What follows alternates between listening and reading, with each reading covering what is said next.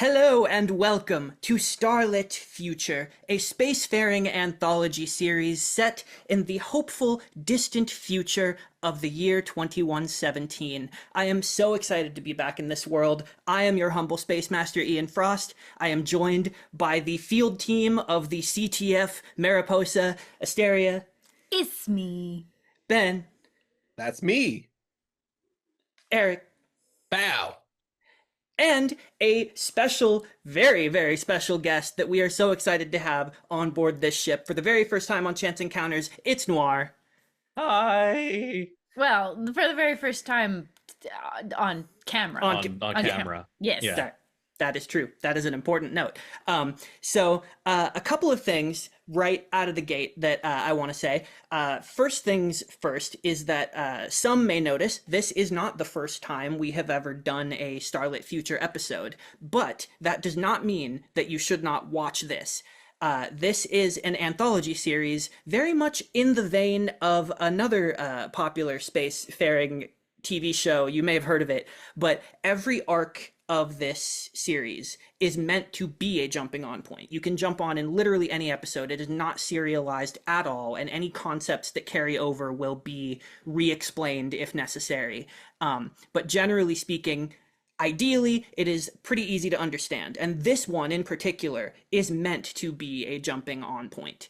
So, that being said, by all means, if you enjoy this episode, you can go back and watch the original Maiden Voyage. That it's a three-parter. It's still here on Chance Encounters, and I am still very, very proud of those first three episodes. So if you want to see how this group first came together, when the original three members of the field team first met, then please go watch that. It's a great time.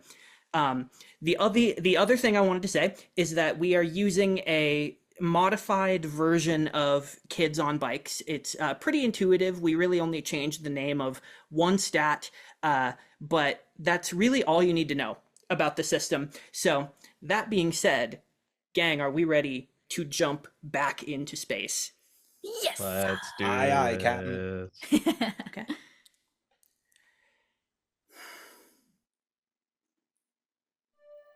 An infinite expanse of stars, carrying with it infinite possibility.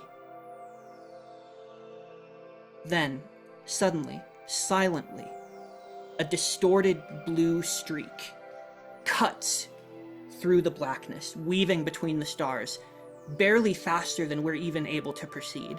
And we push in, following that streak, as we see the ripple of space-time around it, the distortion field expanding space behind it, making faster than light travel possible as we push through into that barrier where we can see that which generates this warp bubble.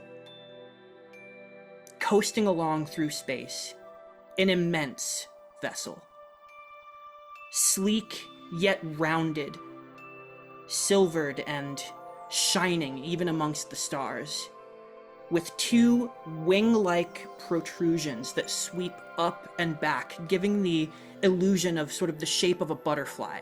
You can see other areas, panels that seem to slot away other elements, perhaps combat elements that remain unseen until necessary. And emblazoned along the side of the hull, CTF Mariposa. And from outside, we hear a voice speaking. Captain's log. We push in through a central window, somewhere sort of nearest to the heart of the ship, through the view screen, past the bridge, and into an office. Very modestly furnished, but with very large furniture. The desk is classic sort of mahogany style, and it circles around in a U formation with a computer terminal sitting on top of it. We see a swiveling chair of massive proportion that is reinforced for what is probably a rather large body. And indeed, as we pan over, we do see, standing in front of a vertical transparent window looking out at the stars as they zoom by in lines, is an 8-foot tall figure. An alien, an Unala, in point of fact, with furred, cloven, goat-like legs that stand powerfully shoulder-length apart as he looks out this window. We pan up and see a black and purple uniform that signifies command. We move up his collar that is open just a bit to allow this large lion-like mane to breathe a little bit as it puffs out of his collar, and we see the Silver C badge with 4 pips indicating captainhood pinned up there to the collar. We move up to a tanned, sun-weathered face with a mouth that is very accustomed to smiling. It is wide with lines on the side, but very square-jawed underneath this bushy red beard that is tied off and interwoven with beads as it braids down his chin, almost down to chest length, and 2 huge antlers protruding out of his forehead, decorated with all sorts of silver bells on chains that are tied between the different prongs of the horns. As he stares out with these big olive eyes, you see he strokes his beard thoughtfully as he speaks aloud into really nothing that we can actively see. We hear him say, "It has been 3 months since the Mariposa's first voyage into the unveiled galaxy. While I admit that the mission did not go as expected, I would be remiss to say I had any regrets, for the mission ended with the best possible outcome: friendship. I have already chronicled our first contact with the alien culture now known to us as the Symphony. Their detailed guide to the peoples and planets within the unveiled galaxy has been instrumental in plotting our current course, despite their unique perspective and means of communication leaving much to be deciphered. This, I fear not. Discovery, after all, is our primary objective. As we once again approach the border of the unveiled galaxy, it is another matter that weighs heavily on my mind. The being we encountered on our maiden voyage, the one we once called the Shroud Nebula, has challenged my perspective of time. My field team reported that the creature only craved that which we all do, to understand others so as to better understand itself.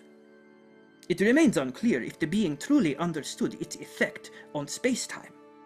For those who were within the nebula, it was mere months, but for us, over 1 billion years.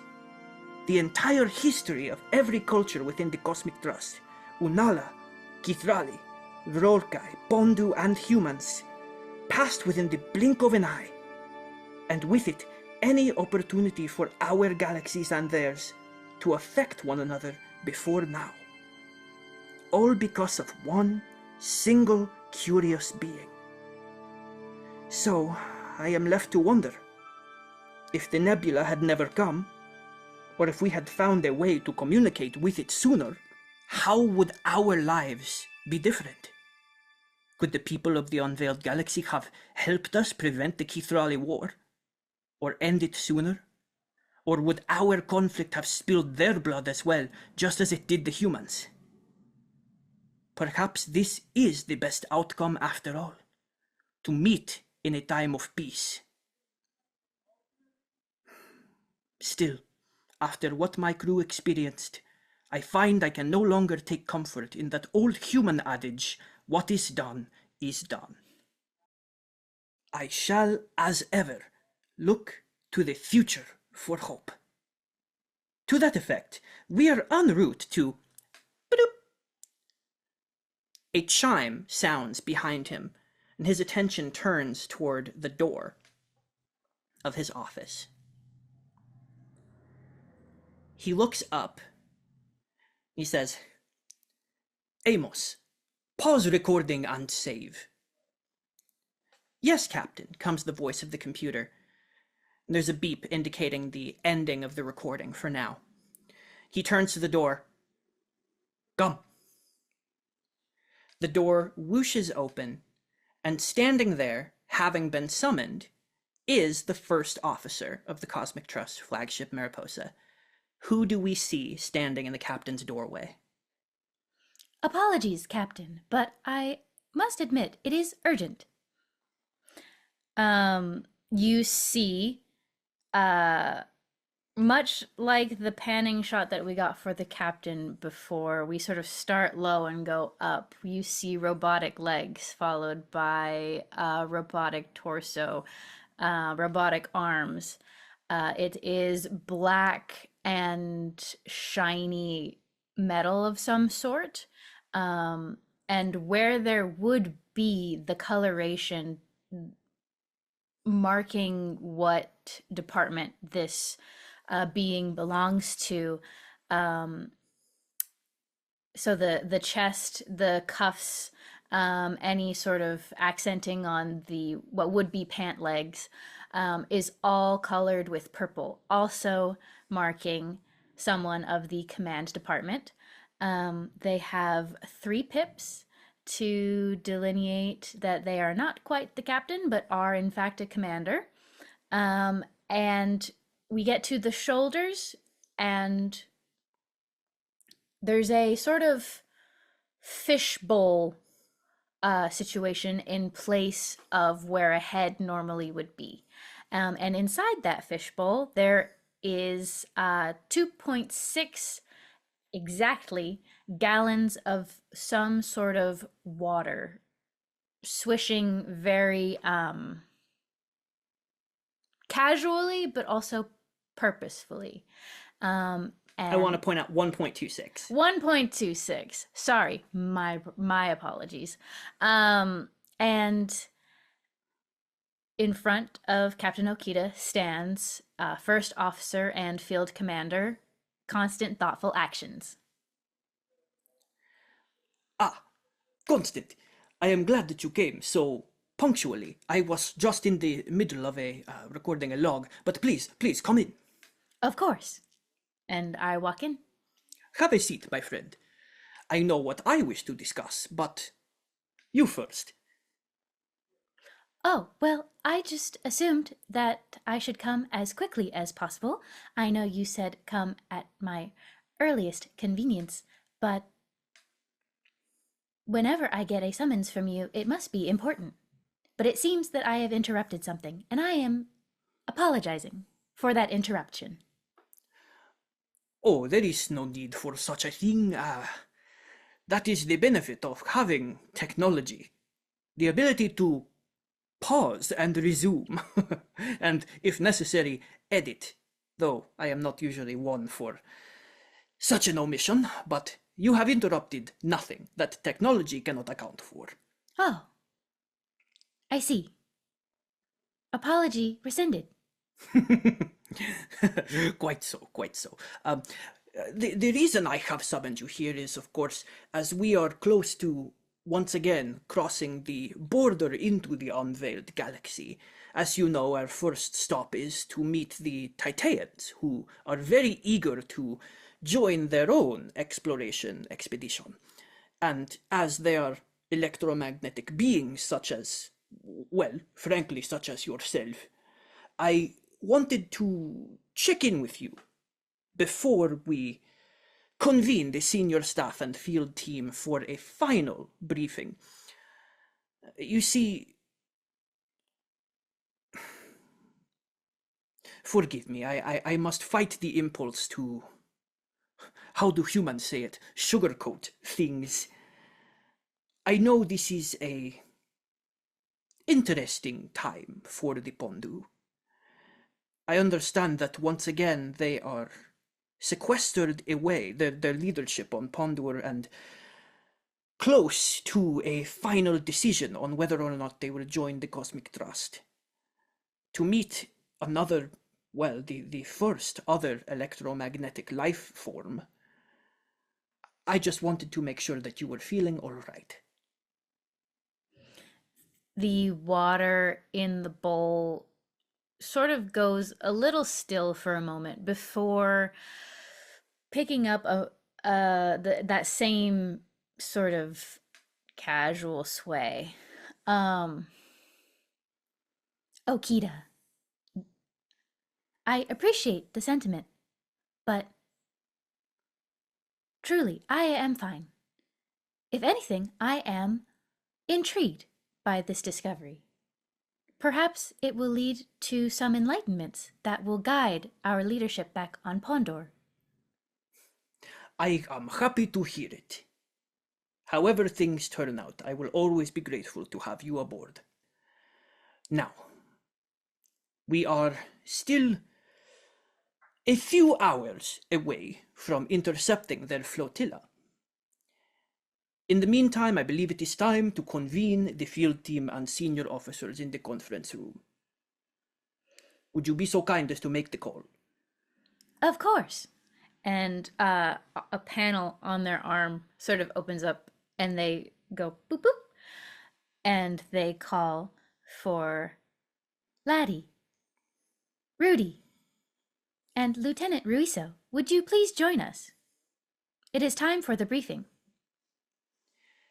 As we cut away from the captain's office, receiving this call, where aboard the ship do we find Rudy?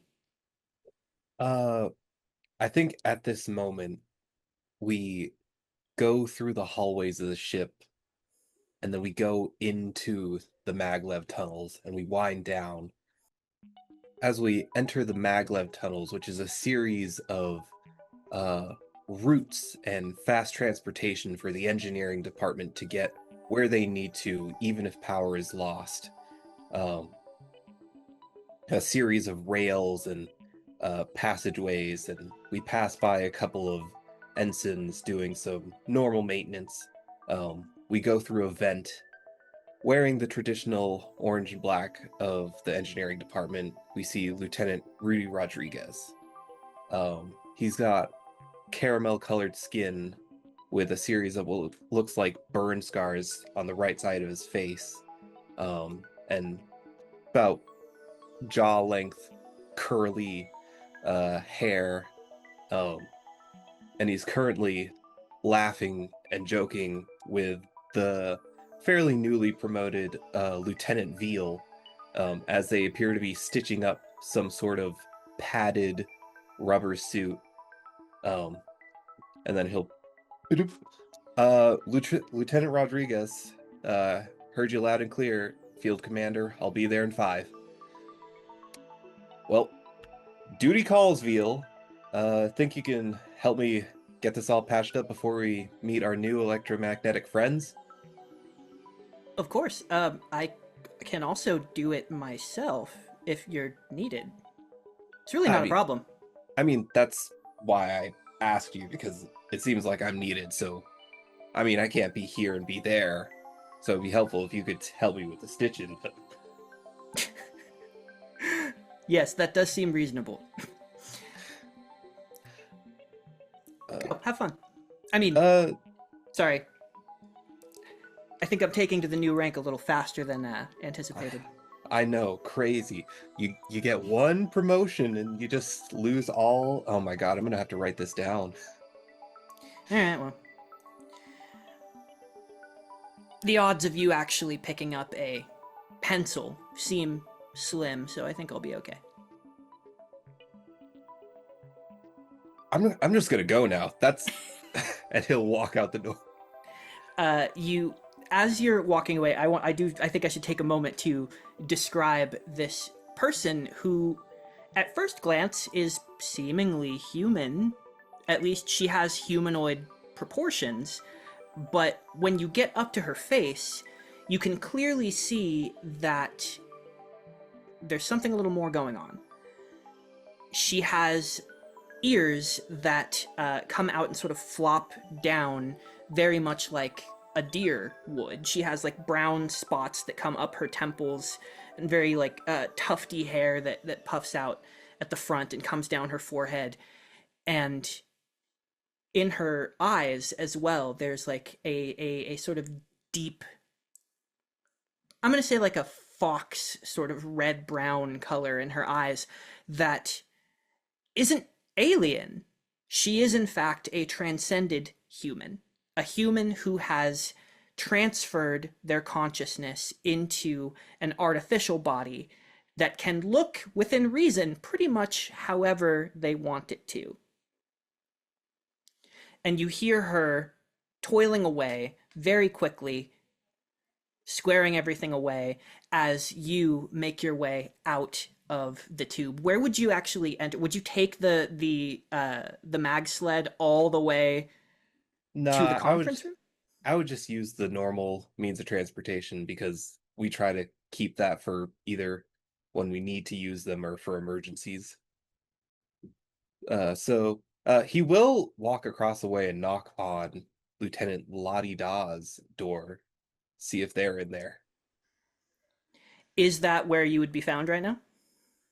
I don't think he's supposed to be there, but to serve the scene, we might as well. I think he's on a break from the navigation deck, and he is supposed to be sleeping, but instead he's laying in his bed looking at star charts, trying to find a faster way to get to our current destination. Come in.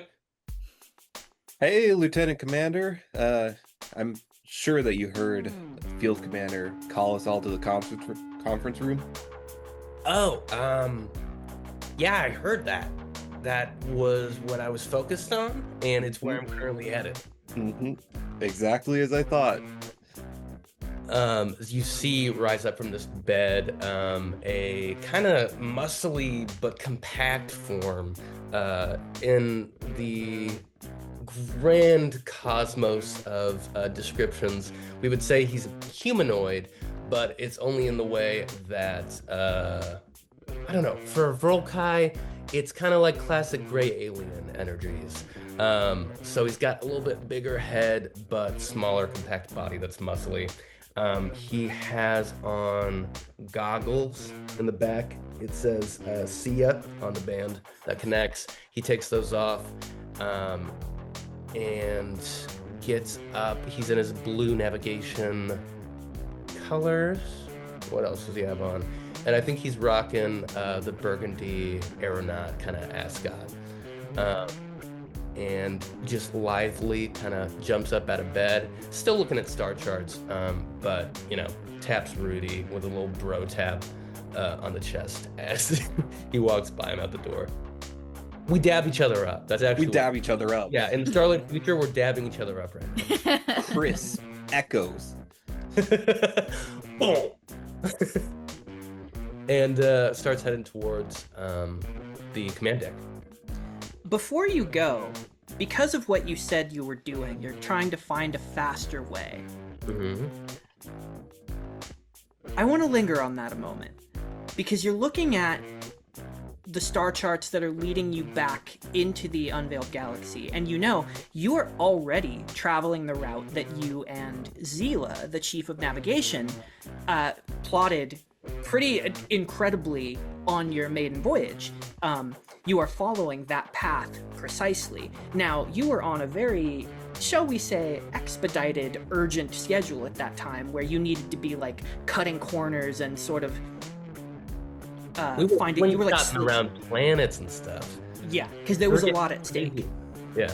Here, you're just trying to maintain a schedule, and generally speaking, traveling at maximum warp is not advisable and sustainable when it's not an emergency. So you're looking, and I think maybe you can't help but feel a sense of pride that this route is now just like the standardized route that you're taking again. And you remember how much more stressful it was that first time, how under the gun you really were. And yet still, here you are with this instinct to push even faster. I'm going to go ahead and have you make a brains roll, have the first roll of the game, just to see what you see in this moment before you have to shut everything down. All right, this is going to be a D10 roll. I'm trying to see if there's anything I can throw on top of that. Could I throw in a cartography skill on top of that? Yeah, that's absolutely what this is. No DC for this one. I just want to see how high you get. I need to kind of remind myself what a fucking D10 looks like. There we go. And then we got our dice, and we're rolling these over yonder. I always think that a D12 looks more like what I imagine a Hey, D10 should look like. I, Yeah. I I hear you, and I see that, and I empathize. And I did roll a 7. 7 is good. Um, so on a 7, I think as you're looking at this, you it's not necessarily that you figure out a way to go even faster. It's more you are calibrating in your mind the amount of essentially energy efficiency that you can afford to be doing right now with the ship. You're realizing like we can probably actually pull back a little bit if we wanted to because we are ahead of schedule and we're supposed to be meeting this flotilla is the word you keep hearing in all of the briefings up until this point. Um, you're not going to a planet. You're ahead of schedule as far as you can see. To my knowledge, what would a flotilla describe in any other event that I've interacted with one previously? A flotilla describes a fleet, Okay. like a fleet of ships. Yeah, Huh. Okay. yeah. So are we ready for any adversarial action in the background, or are we just kind of going up with the best intentions? We're always going up with the best intentions, but do we have to be prepared to tussle? It's certainly possible. I Okay. think because this is going to be covered in the briefing that you're going to, Gotcha. I'm going to Okay. say this is what's in your mind. You're Mhm. thinking you're lingering on that word of like flotilla and like who we're going to meet right now and what you remember as you approach the doorway. Mhm. So you're heading off together and we move away through the ship um, closer once again to the heart of the ship, where we move through a closed door and into what I can only describe as a garden. We see a sprawling arboretum with a functioning skybox that is projecting daylight, artificial, holographically projected daylight that makes it look like that you are outside. There is lush vegetation and crops from the various worlds of the Cosmic Trust that have been cultivated here, and there are facilities as well that are sectioned off. They almost look like greenhouses. Some of them are actually transparent, and we can see the science officers toiling away inside. Others that are a little more, I would say, high profile or dangerous are more like shielded and like some of the more dangerous science work that's going on. So, what we quickly realize is that the actual science deck of this ship, where the science officers do their work, is actually in a functioning arboretum that is thriving in the cold vacuum of space against all odds. And we move into the central area of this deck, which is actually fully open air. It's just a series of computer terminals and like desks that have vines like wrapping up the legs. And we see a smaller figure, only 5 feet tall, like 5 foot nothing, cat-like in appearance with like gray and white, ever so slightly tinting toward blue, but not quite.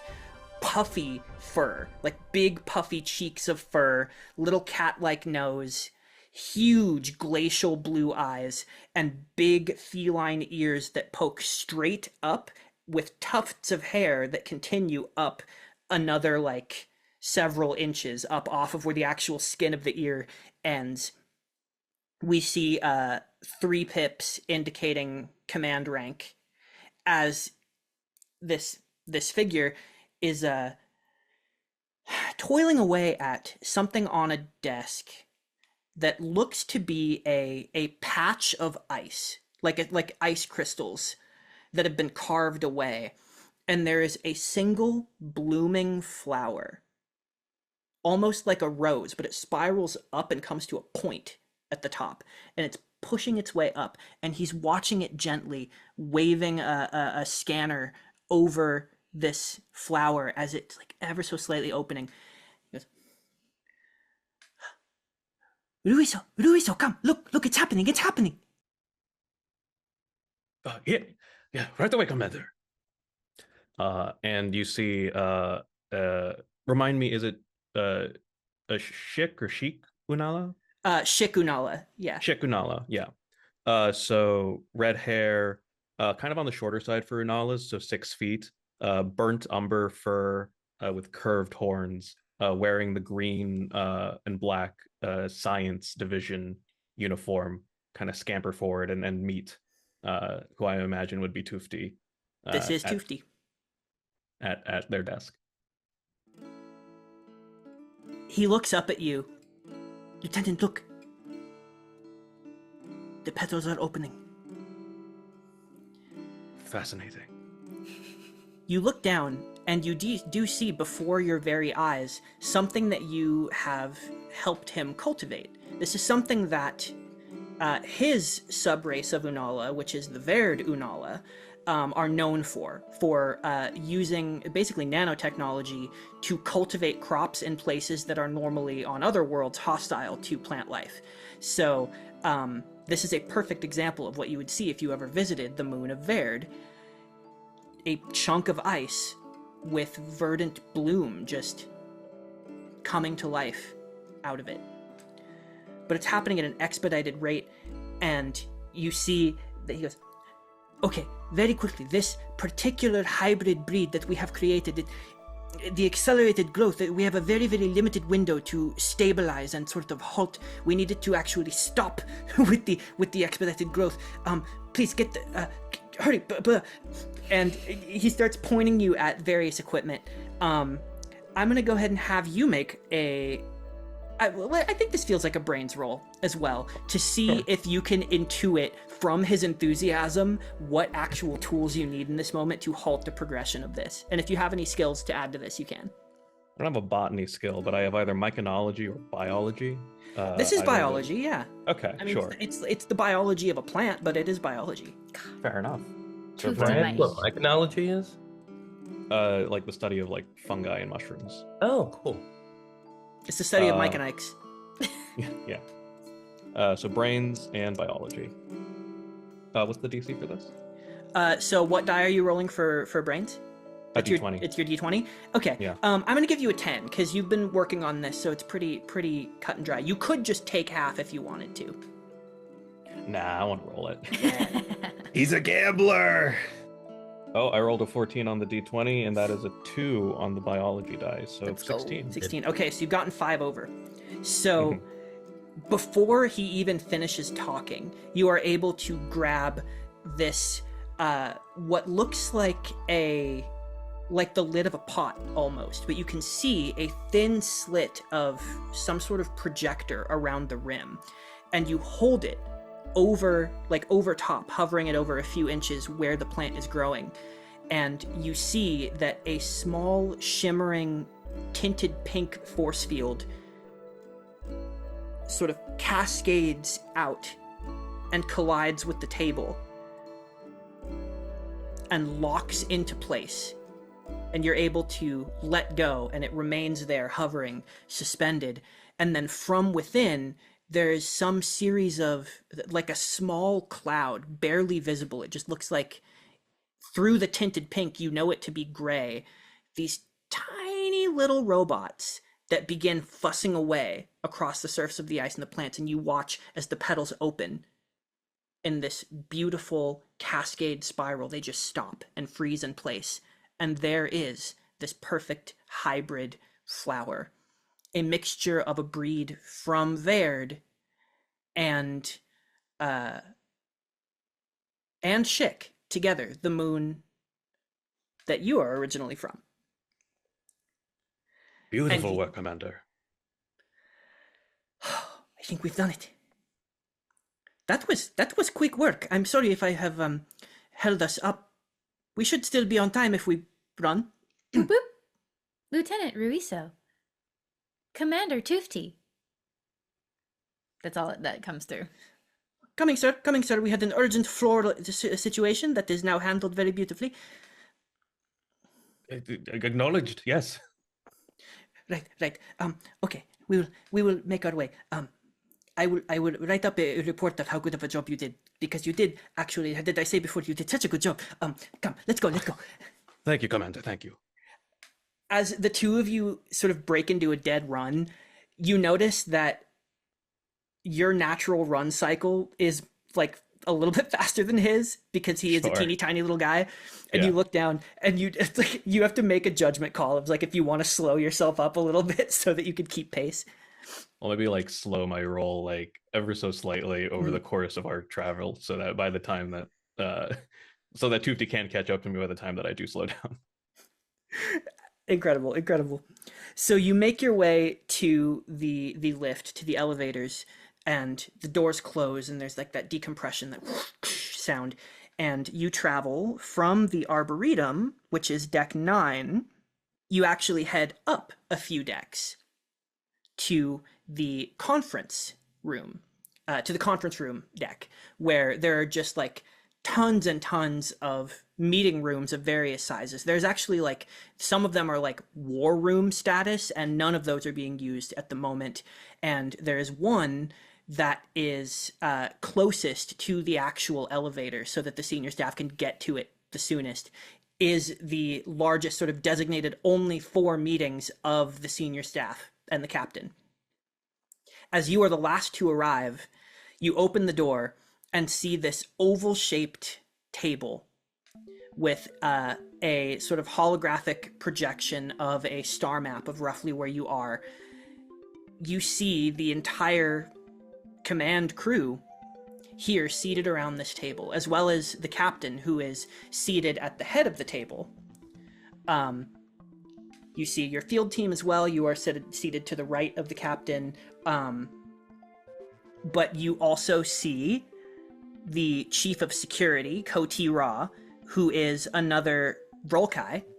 I would say she's a little bit taller and more muscular, even though Volkai are all very gangly.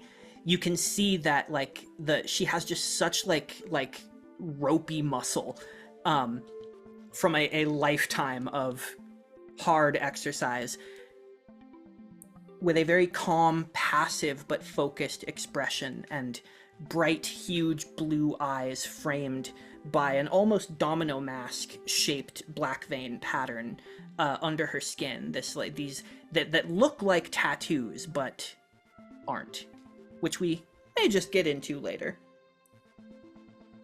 We also see another organic human wearing orange, the chief of engineering, the chief engineer, with long like shampoo commercial shoulder length brown hair and a sort of half smirk as he sees you guys come in just on time. And we see the chief medical officer is in here as well, Dr. Pluto Fang, wearing white, a transcended human with a mint blue complexion, but their face is completely comprised of hard angles and planes, with a perfectly like white coiffed pompadour slicked back against their head. And finally, the chief navigation officer, Zila, who is a Kithrali, which is an alien that we have not seen in this episode up until this point. She has sort of a dark brown that is moving into red skin, a sort of reptilian look about her in general, like slitted eyes that blink horizontally? Yes. Yeah, that blink horizontally. Yeah, I'm 30 and I get confused about horizontal and vertical. Yeah, so, and you see that half of her face, it has been modified and replaced with like cybernetic plating, and she has a swiveling, telescoping red mechanical eye that can like jut out, and it does jut out and like regard you as you come in, and then go back into her head with this like spiked brown mohawk that like she stuck her finger in an electrical socket, just down and then down her back as well. And the captain goes, "Right. Glad to have you join us, Lieutenant Ruiso. We shall need your expertise when the time comes for the field mission." Happy to provide it, of course, Captain. Please, have a seat. I believe that is everyone. Humbly seeking knowledge, take it away, my friend.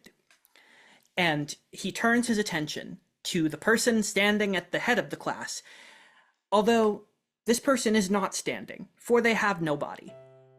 You see instead a floating tank, a head-sized, maybe a little bit bigger than a human head, circular device that has all sorts of like mechanisms and speakers on the bottom, and then you know it not to be glass. It's much harder, more reinforced than glass, but it looks like glass, and it's a transparent bubble with swirling water, just like Constant Thoughtful Actions, but you see this tank is completely removed from any sort of robot body, and it's just hovering freeform in front of this display. And you see the chief cultural officer, humbly seeking knowledge, move the water body inside the tank into the shape of this like emoji face, completely undetailed, just a flat disc with a smiley face that speaks. Right. Thank you, everyone, for joining me for this final briefing.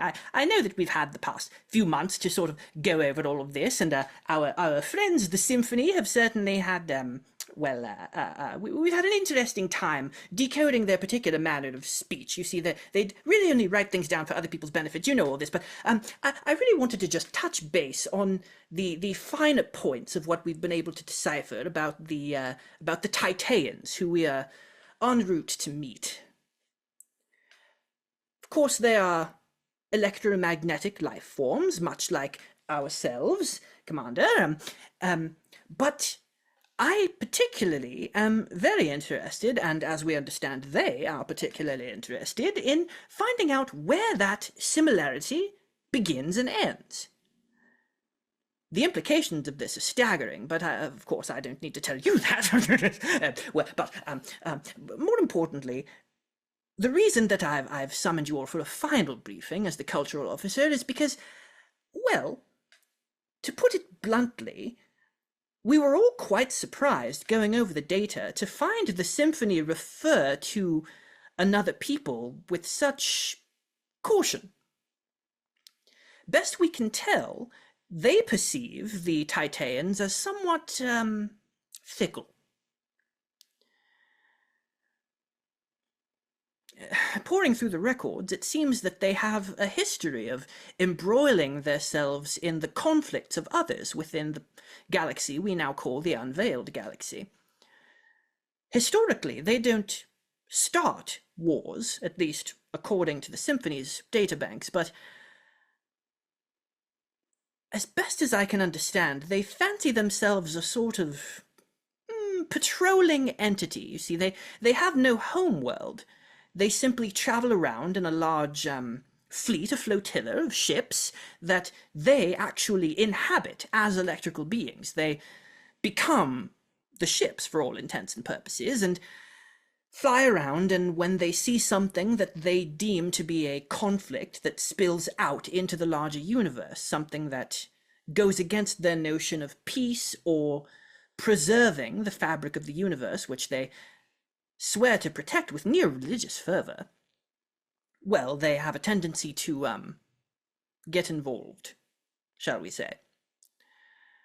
Seems as though they don't start wars, but they often finish them.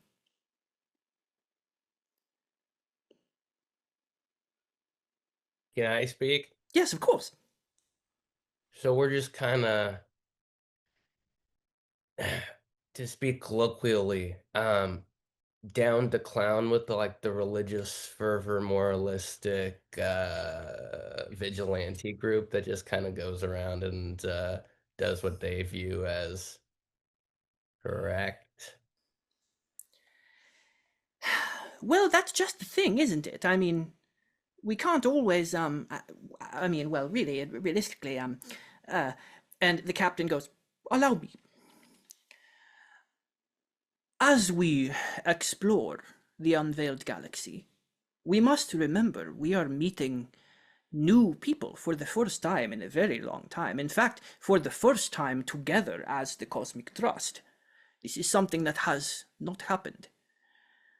We cannot expect that every people who we meet are going to have similar norms and mores to anything that we might find familiar.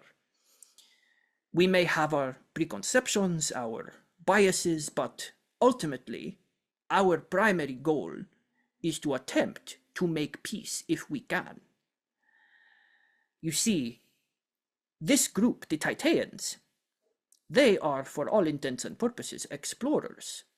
They are very, very interested, especially knowing that we have among us a race of electromagnetic beings much like themselves. They would like the opportunity to explore our galaxies just as we are exploring theirs, and they have been very gracious to allow us to meet along the border of the unveiled galaxy to negotiate before they simply charged in with their somewhat sizable fleet of ships. Yeah, I saw in the documentation that the party that we're going to meet is being referred to as a flotilla. Are we gonna have any adversarial precautions in place, especially given that I think I also read that they want to specifically meet constant thoughtful actions? Are we gonna have protections for the commander in place? He turns to Kotira. Commander, I believe this is your field. Kotira leans forward in her chair slightly, and she turns to regard you. Yes, I have expressed a similar concern, and I do believe that this particular mission is one that would call for the field team to bring Liam if you feel so inclined. I would also accompany you myself if you see fit, though I do believe that during this situation, my place as Chief Tactical Officer would be best suited on the bridge. This would be Liam's primary function as a reserve field team member. But ultimately, Commander, that should be up to your judgment. If you believe that the situation necessitates a combat specialist upon first contact, then by all means, bring him along. In fact, I can summon him to this very meeting if necessary, if that is something that you decide. But we must also consider the implications of sending combat specialists on a first contact mission. These things don't tend to go unnoticed. But it seems to be that they're sending some combat specialists of their own. Or I mean, to put it more lightly, their whole institution and civilization is combat specialized. And if I may, Liam belongs to the security division. They do not necessarily know that he is a combat specialist, as you put it. If anything, we can just claim that we want one member from all of our divisions to be present for this first contact. Very wisely stated, Commander. It should also be noted that they have given us explicit permission to board what is essentially their leader's ship. They call it the Prime Vessel, which is inhabited by who they consider to be the first of their race, those from whom all others spawned. An ancient being known as Andalok. Andalok has inhabited this ship, which I am given to understand is quite sizable, for a very long time. And the ship is constantly built upon, added to. We should take this to mean that you have been invited aboard functionally their leader's body. Goo. I'm sure that makes everyone feel very comfortable. I would say that McAllister, yeah, yeah, that's putting it lightly. Yeah. Still, I've analyzed what the symphonies sort of put forward when it comes to their engineering capabilities. They have a sort of impressive warp capability, but we do outmatch them quite significantly. In terms of raw speed, we could outrun them real quick. In terms of firepower, well, pound for pound, if it was one ship versus one ship, even maybe one of us versus three of them, it'd be fine. The problem is they got the numbers on us, so that could be tricky.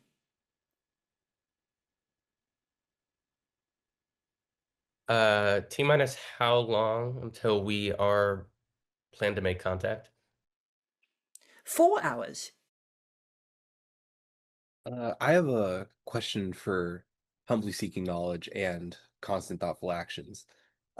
For the more organic, um, less electromagnetic of us, I prepared some like grounding boots, um, just so we don't get electrocuted accidentally.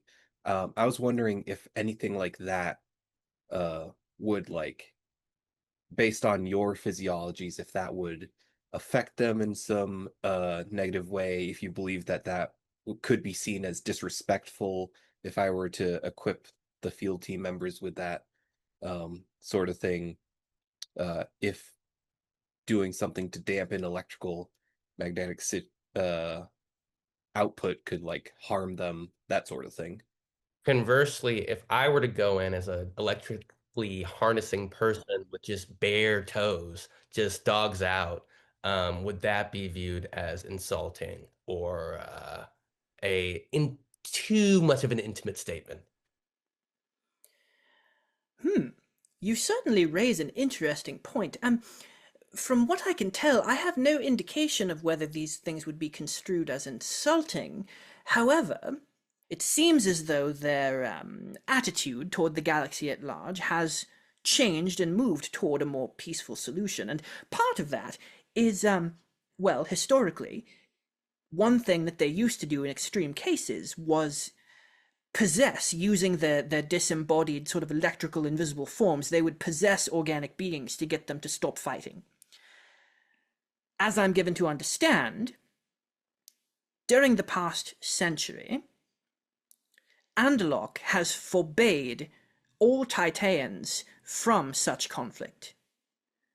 To possess, for lack of a better word, any organic being's body without their permission or consent is considered a severe crime. But this disembodied nature truly sets them apart from we Pondu in a rather significant way that I'm hoping we can learn a lot from. To answer your question, Lieutenant Rodriguez, I think as long as you do not equip anything that creates an external effect, I think you should be fine if it would make you more comfortable. Understood. Lieutenant Ruiso, do you have any questions? None come to mind at the moment, although I am curious to meet this new race of peoples. Is there anything that I can requisition for you? Uh, Perhaps some of those grounding boots would be nice for me as well. Beep bop boop. Rudy gets a ping. I already prepared a couple more, so don't you worry. Thank you. This is a very fine transition indeed, actually. Lieutenant Ruiso, we have specifically requested your presence because the presence of a science officer was specifically requested by the Tyteans. They. I interpret this as something of an olive branch. They limited the number of people to come aboard their ship However, they specifically requested, well, they requested the field commander, knowing full well that they are indeed a Pondu, and as well, they requested the presence of a science officer to, quote, examine their technology to get a better understanding of them before we move forward with our negotiations. So, your job, very explicitly, is to scan their technology, get a look at their computers, whatever they let you get your hands on. It seems that they want you, and therefore us, to try and understand what their level of technology is at this point in time. I am certainly happy to comply with such a request. Is it done with the expectation that this information be shared with the Tyteans? Well, I imagine they're going to see what it is you're scanning and doing. I would be very surprised if they just gave you free run of their ship to sort of poke around. This is true. Well, as I said, happy to comply. Very good, very good. Then, shall I send for Ensign Liam to, well, to meet up with you? Yes, I think that would be wise. Very well. How far is Laddie from Ruriza? I think that's up to y'all. How close would you be with a navigations officer? Like emotionally or just like physically? Both. Well, Ruuso has been kind of like a very insular sort of person. He's very I imagine that he's kind of kept to his job in the Arboretum, and really the only person he's like interfaced with on a regular basis has been Tufti. I'm sure he's like aware of the field team and everything like that, but I don't imagine you've had a lot of contact with him. A head pokes out from behind you. That I've definitely traveled down several seats behind people, and I'm like, raise out. Do you have any weapons that you're gonna be bringing on the away mission? Should I have been? Should I be? A gun just slowly pokes its way out next to you. Just take it. Want to take it? I got a couple from Kotira. Okay, thank you. Okay. One of us will show you how to use it. It's okay. The only weapon I usually bring is my mind, but I suppose this will be good as well.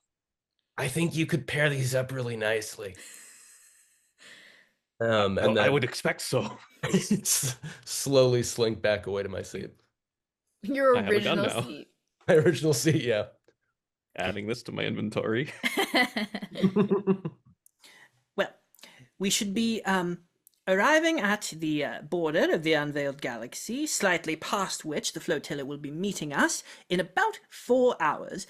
In the meantime, if any of you have any further questions, you can please direct your attention to this document, which you now have access to. So you all on your personal devices, you can look over everything from the symphony, which I think at this point you already would have been, but you can sort of look over Humbly's personal, like, last-minute assessments, which he's updated. So just like what he thinks are sort of norms and his interpretations of the symphony's notes on the Tyteans. So you have access to that. You're welcome to sort of read through it if you have any questions for the GM about stuff that you might be able to figure out from those documents. Let me know. But otherwise, back into the actual moment. And he goes, well, are there any final questions I can answer before I leave you all to prepare? Oh, yes. Will there be a breathable atmosphere on their ships? Oh, Or- yes, actually. This is Tufti, if you would. Tufti goes, oh, yes, I have been poring over their the mechanical sort of notes. And what I have found is they have a very, very interesting level of technology because they have been able to interact with so many other organic beings. In fact, they are the only electromagnetic being that is known to their galaxy. So they have adjusted very much, especially, particularly in the last century where they have moved toward more peaceful negotiations. They they have a modular atmospheric system. They themselves naturally do not require one, but they have samples of every world that they have visited and are able to adjust their air filters to account for whatever people they are going to be meeting with. So we actually sent them over the specs for what is breathable to us, and there are several worlds here in the unveiled galaxy that have atmospheres that would be breathable to any of us as well. So there is no problem at all. They will be prepared for this. Yes. All right. Dr. Feng, Yes, sure, yeah. will you be sending a member of your division with us? No, should I? Well, this is a first contact situation, and if first contact does not go well, it may be necessary to have someone from the medical division to attend to one of our party. Oh, that might not that they said only 5 people, I see. and let me just 1, 2, 3, 4, 5. Yeah, with Liam, you're no, sorry. Understood. I can have I mean, I'm going to I will be on standby, of course. I mean, I can have a medical team, emergency medical team, just sort of waiting in a shuttlecraft if you need that sort of thing. Otherwise, sir, I primarily my role in this has been studying electromagnetic physiology. The thing is that they've been a bit cagey about letting others study their physiology. Well, we will do our best to get as much information as possible to then give to you. Good. I would, yeah, if they end up coming aboard the ship, I'm going to want to scan them and see if, I don't know, if there are like electromagnetically transmitted diseases that we have no concept of knowing about, considering that, we've dealt with like issues of sort of time-space distortions and things that are somewhat unfathomable. So to me, I can sort of fathom like a virus or something. There's all manner. I can fathom so much, and there's a lot of it I don't. Yes, sir. Such a disease would be certainly interesting. Mm-hmm. Hopefully, such a thing does not come to light, as it were. Yeah. Please do not worry if there is no worry to be had. However, Is that yes, sir. I was going to ask if that was an order of mission. Dr. Feng, my angel. Jesus, that dude does not know how to talk. Nope. He is not good at any point. Nope. I love him. We've Love them. should we be getting ready to disembark? Yes, prepare however you see fit, and convene on the bridge. I would like you to be there when we make contact. Then we will send you in a shuttlecraft to board their ship should everything proceed according to plan. Aye, sir. So just to confirm, they requested a representative from every department, but only 5 people overall. 5 people overall, one of them being the first commander, Yeah. and one of them being a science officer, or at least one of them being a science officer, so that they could observe, so that we could observe their technology more accurately. It was my decision to try to spread out the choices across as many divisions as possible, to have a well-rounded team.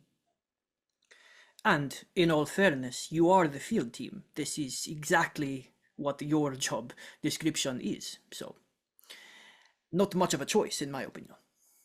Aye, sir. If I may cut in before we all break, could we rig up again the closed circuit system that we prepared when we were first meeting the symphony? I'm a bit paranoid about getting any ghosts in the machine in case things go sour. Of course. All right. Callie, could I borrow a couple of ensigns and get that all set up? You got it. All right. Right. Very well. You know your assignments. Dismissed. He stands up. Commander Zila, real quick. Um, what kind of vessel are we thinking of doing for the first contact vessel? I got a couple babies in the shop that we could pull up, but if you want to do something more official, we could just take a shuttle. If you want to be boring, but we're also, trying to make impact. Not literally, but statement wise. You make a good point, but actually, no. This is worth discussing. Here, come to navigation. This is a navigation problem. Yeah, these squares don't need to hear this. Come on. Mm-hmm. She says that like away in a corner. You're already in the hallway. Yeah. So you make your way. Let's see, is it up to navigation or down? I care very much about Down. this. Yeah, it is down. Down a couple decks. Around. To down several decks to navigation, where you see a very wide open area of all of the decks that are sort of slotted away to be used by a specific department on the ship. This is one that seems the most like open in terms of not having like segmented areas where people are doing their work. There are mostly just open circular sort of cubicles with screens all around them and people in swiveling chairs, and one that is elevated in the very center with like holographic displays everywhere. And when Zila sits down in it, she immediately gets to work, and even though she only has 2 arms, one of them being mechanical, she moves like she has 7. She just starts typing things away and pulling out different holographic displays and screens and swiping them away, pulling up different models of shuttles that you have access to.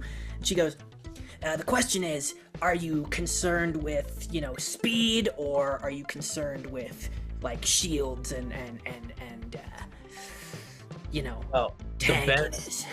The best shield you can have is being faster than the thing that's shooting you. So I think we're gonna go with speed. Because, we might have to get away. Who knows if we'll be able to go directly back to the Mariposa. Yeah, let's go with speed and durability. Not in terms of shields, but in terms of like electromagnetic waves, I suppose. Oh, that's a good idea, because, like, our standard sort of encryption when it comes to our data, like, on our computers and stuff, usually that works pretty well, but an electric ghost possessing the computer itself and pulling up the information, see, I don't really know how to protect against that from a navigational standpoint, so, if there's something you want to maybe cook up with science, be my fucking guest, that's pretty awesome. Otherwise,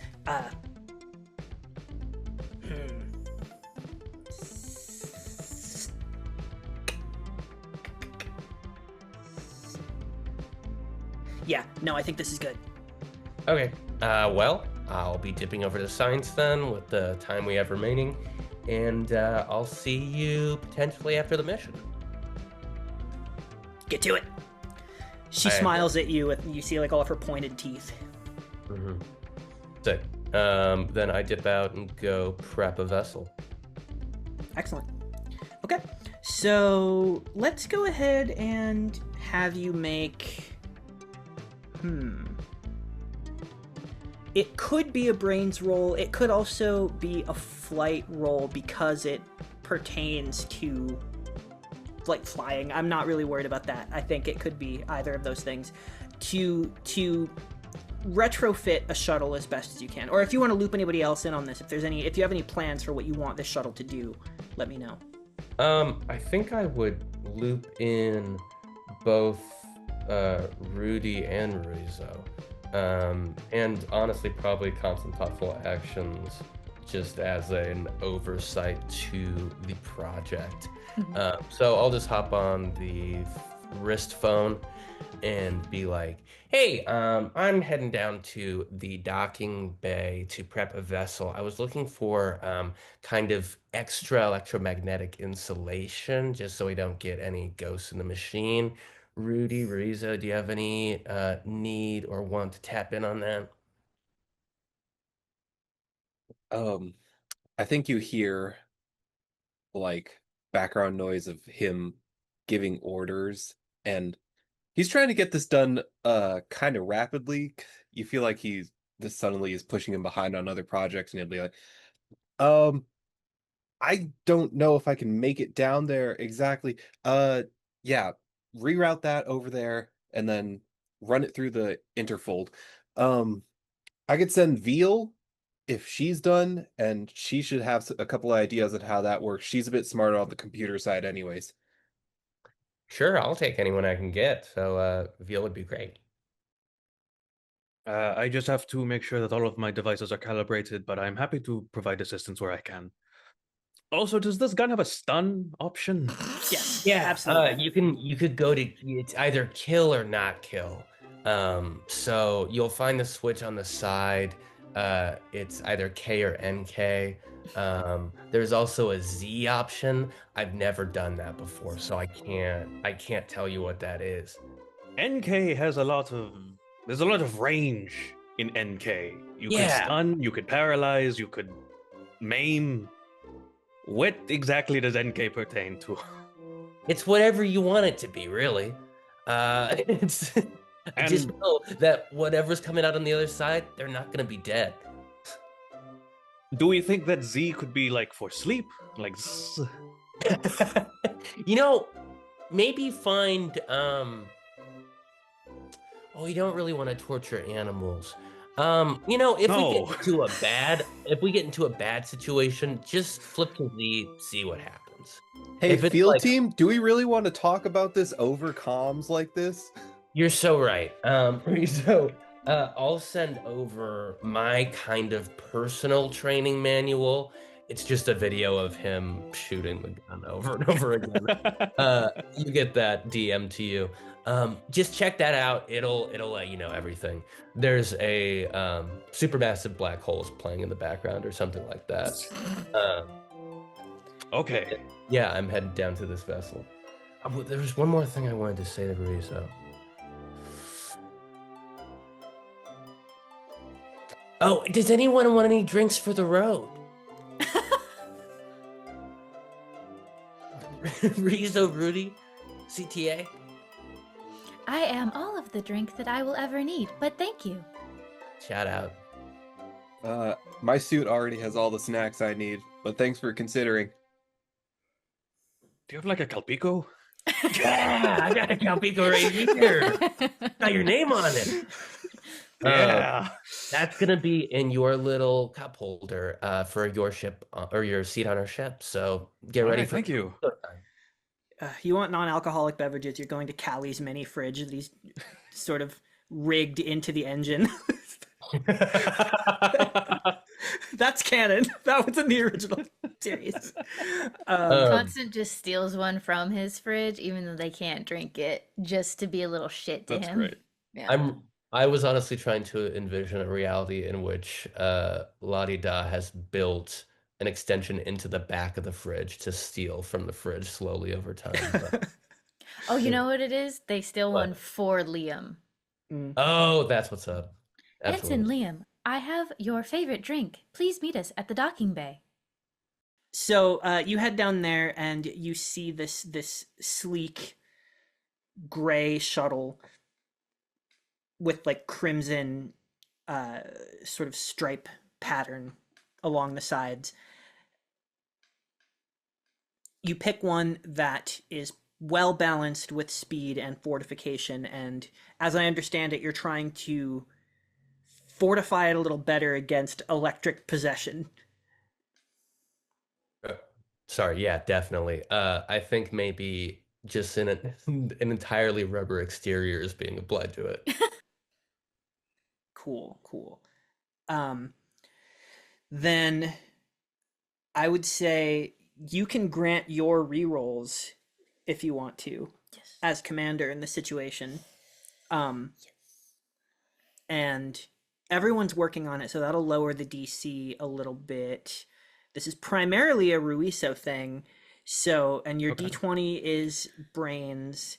I was Mhm. fortifying against this would be a pretty hard thing, so I think I would have normally set it at a 16. I have a So D4 in computers. 14. I So also have a D4 in computers. I'm gonna Oy! say, and you are trying to fortify the computer. So I'm gonna say you're trying to hit a 14. You can add your computer skill to the brains roll, and you can roll with advantage because Okay. constant thoughtful actions is using their command ability. Yes. Do I I roll don't roll. I both don't my roll it. dice with advantage? Uh, yes. Okay. Is there any way that I can assist with? I think this is a literal physical ability, but I do have a skill in electric shield. Yeah. So what I was doing is I was lowering the DC for every person who was like helping. Got you. Yeah. Yeah, because the granting advantage help mechanic is something that only commander can do. Okay, I understand. Oh, well, glad that's an advantage because that first one was a 7. Wee. Oh, next one was a 17. So Yes. let's see how much we pass it by. Uh, 20, dirty 20. Ooh. Woo! Okay, so that's over 5. So this is an outstanding success. All of you put your heads together and you figure out a way to insulate the actual computer, um, so that theoretically any electricity that makes its way into the actual systems would immediately get scattered to other parts of the ship. Like you're making it so that it is pushing it away. I have no idea what I'm talking about, but it makes sense in my head. Space I guy, think help us. I We think love science. Veal would suggest. Well, first thing Veal would do would be like, "Your Lieutenant Risu, excuse me, give me a sec," and she'll take out like a tape measure and wrap it around your foot and be like, "Yeah, okay, all right." So Rudy said that you wanted some help against spooky ghosts, electromagnetic ghosts. His words, not mine. Uh, we should probably try making the computer a little bit dumber, maybe make some things more analog so it has less to latch onto. Oh, I think that is a great idea that I will leave up to the computer champions, of which I am more a flying champion. Veal goes, we could just sever the link to the ship's main computer and purge the data on like anything that like we can just have it functionally be an empty database. Yeah, whatever you Yeah. guys think is best. I'm just here to pass out the drinks for right now.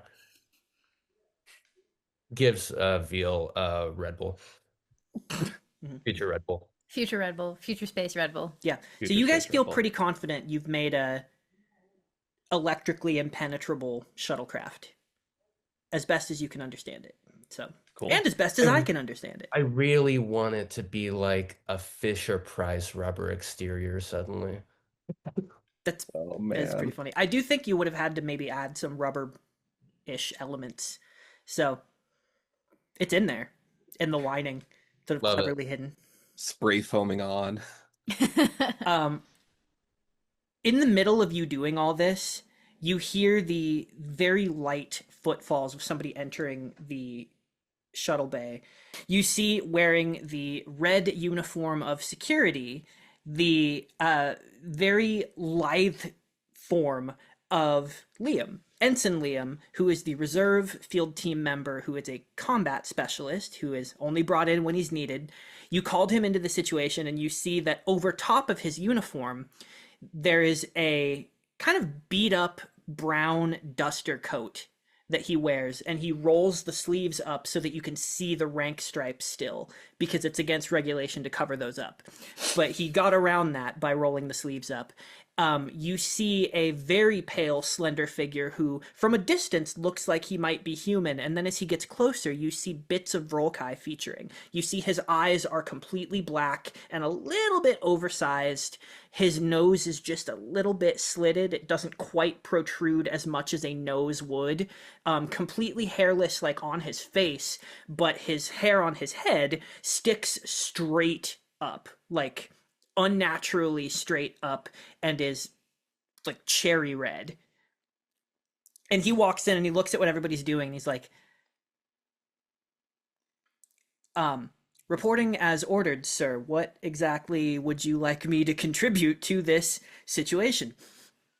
First, I would like to contribute this very crisp Diet Coke from Callie's fridge to you. Oh, thank you, sir. You know that you used to use such terrible stuff to make diet soda. It's way better now. If you know your history. Isn't Liam like 19? Canonically, he is 17. God, Oh my God. He's a The 17 Child baby. soldiers. Yes. the 17-year-old coming in and being like, back in the day, soda used to be different. Me in high So- school. So Yeah. for the audience's edification, the reason that he is 17 and allowed to do this is because Volkai and half Volkai, half human, which is what he is, mature faster than humans. They reach full maturity when they're like 10 years old, and they only live to be about 60. Oh, damn. Oh, Okay, so yeah, they die. So they be dying. They be dying. So a half Volkai, they're a little harder to pin down because they have only existed since humans have made contact with the Ilias galaxy, which is where all of the other aliens that we know here are, including the Volkai. So a half human, half Volkai has only been possible for a specific amount of time. There's like an age cap on how old a half Volkai could possibly be at this point in history, right? And he specifically is 17, but in the standards of this world, because he's half Volkai, he is an adult. He's a young adult, but he's an adult. Okay. Yeah. He's just a Power Ranger. Yeah, really, So with the real. red hair to match Really the red what the outfit. end Yeah. is, Yeah. Ensign, you are here in a completely reserve capacity. We hope to not use you. But I will be accompanying the field mission. Correct. Excellent. Happy to do it. Wonderful. Great. Awesome. Is Burrito down here? Yeah, because this is while you guys yeah. were. Okay, this is we're in the docking bay. Don't worry, Liam. We're staying strapped. Show my gun. Point to Burrito as well. Ensign. I just have it like in my belt loop because I don't have a holster. Oh my god. Ensign, perhaps you could take a look at the firearm that Laddie has definitely provided to Ruiso with my consent and see what the settings do so that Ruiso does not harm himself in the process of using it, if that were to be the case in the future. Yeah, of course. You know,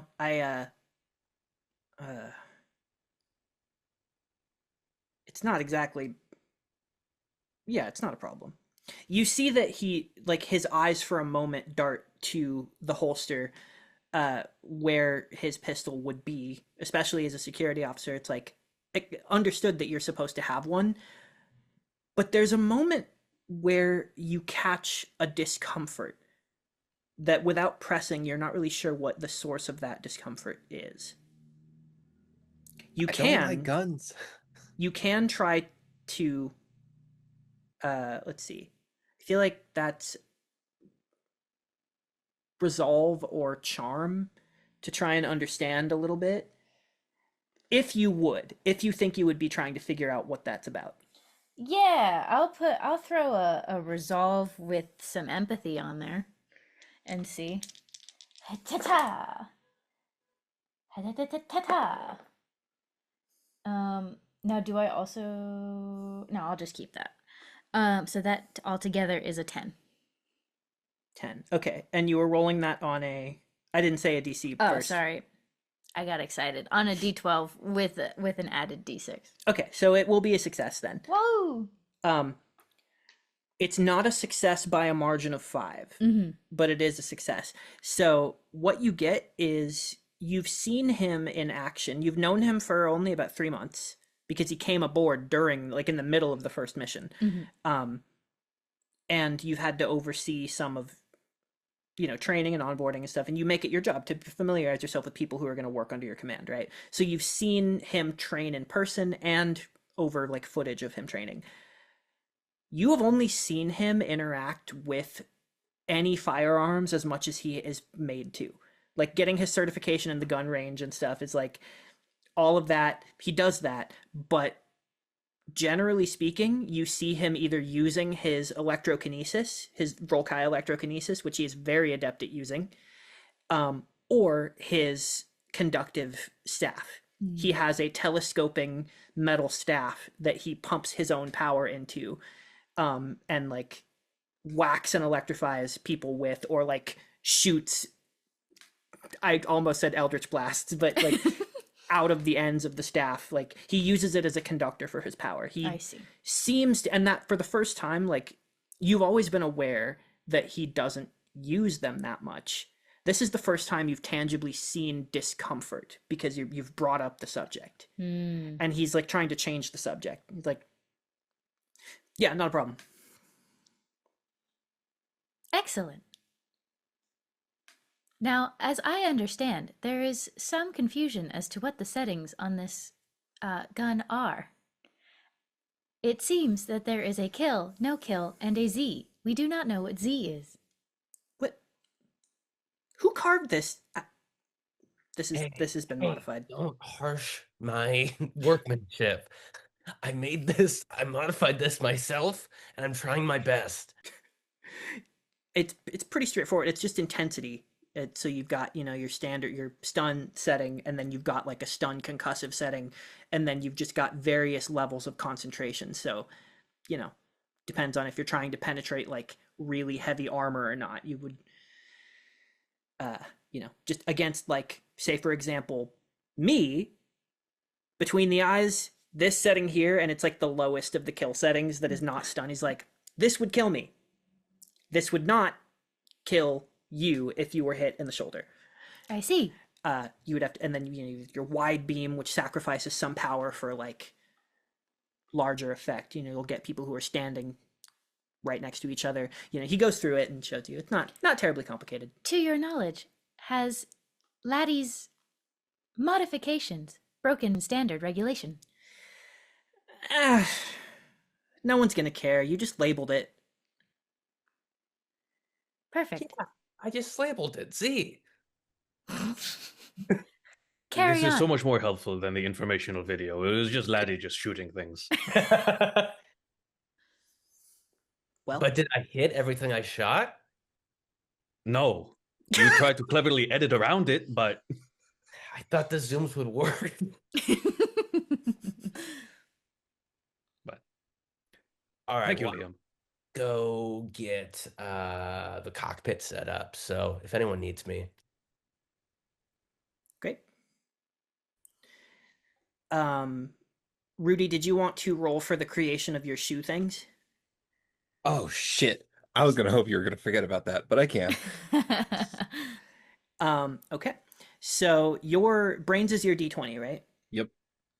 You're trying to guard against something that you have not met and don't fully understand. So it's going to start with the same high DC that I Well, was giving Ruiso, but if you have help, it'll come down. the boots are just so we don't get electrocuted. Oh, okay. Like If it's you're just not it's trying just to- electricity. Okay, then that's easy. You can take half and have that can be a 10 if you want. But I'm a gambler. Okay. Oh, whew, thank Um, God. 14. 14. Okay. So not 5 above, but still success. You've just created, like, you won't get electrically shocked. You're not sure if these would prevent, like, possession from something that was going to do that, if it was going to do that, but you won't get electrocuted. Awesome. We'll take it. Excellent. So, with that, I think we can fast forward a bit now that all of the projects have been completed. You finish your preparations. I think it takes most of the time that you have until finally you are all summoned to the bridge. You move together with Liam as well into the elevator.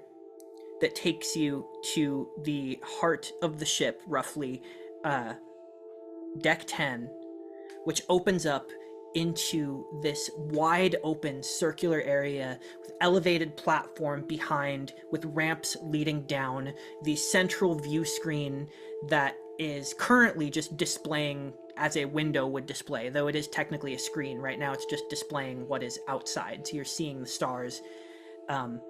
Even though right now just seeing stars moving in lines, it doesn't look particularly different.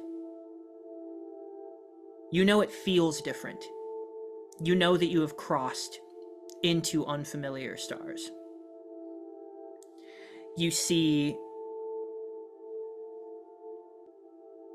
Lieutenant Commander Sally Park with her like short black pixie cut, sitting at the helm, currently flying the ship at the moment, with another ensign sort of co-piloting on the other side. And you see Captain Okita is sitting in his chair, and he stands up when you all arrive. The immensity of him sort of filling up the room as he stands perfectly dead center. He turns to acknowledge you. Good. I am glad that you have come. The time is nearly upon us. Please, gather around. You obviously have a chair here, so you can come take your seat. The rest of you sort of gather around him. Lieutenant Commander Park says, "Sir, we are approaching coordinates. Shall I take us out of warp?" "Yes, Lieutenant Commander. Bring us to a full stop. Nice and easy." "Yes, sir." You see that blue shimmer dissipate slowly, the stars crystallizing, the lines shortening into points outside, until you see out the view screen an immense fleet of 32 ships. All of them of different size and composition. You see similar metals throughout, but all of them look like they started with like wreckage. Very few of them look like they were a fully formed ship when they were found. It looks like ruined ships with gathered materials from other ships or places that they found or traded in other planets and built upon. So there is no unifying structure. Some of them are triangular and sleek, while others are more chromatic and circular. It really does look like a sort of random assortment of components, like having a box of Legos that you just needed to use every piece, and the challenge was to build 32 ships.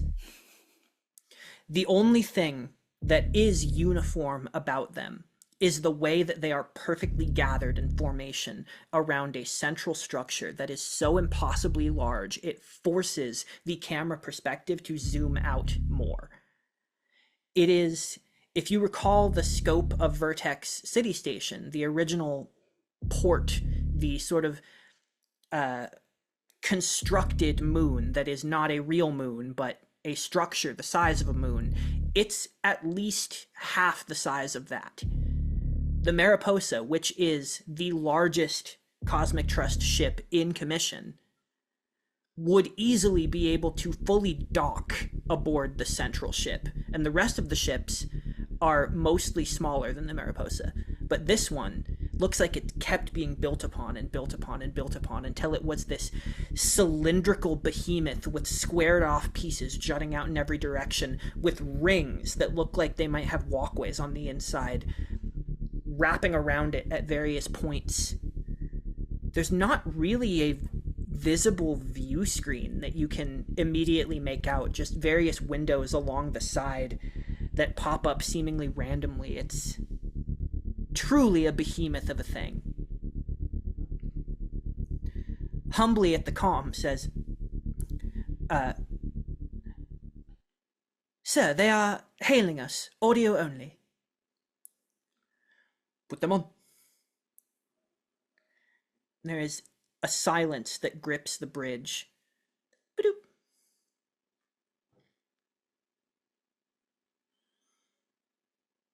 Cosmic Trust Flagship Mariposa. Welcome.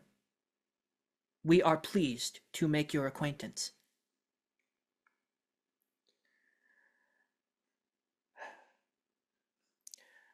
We are pleased as well.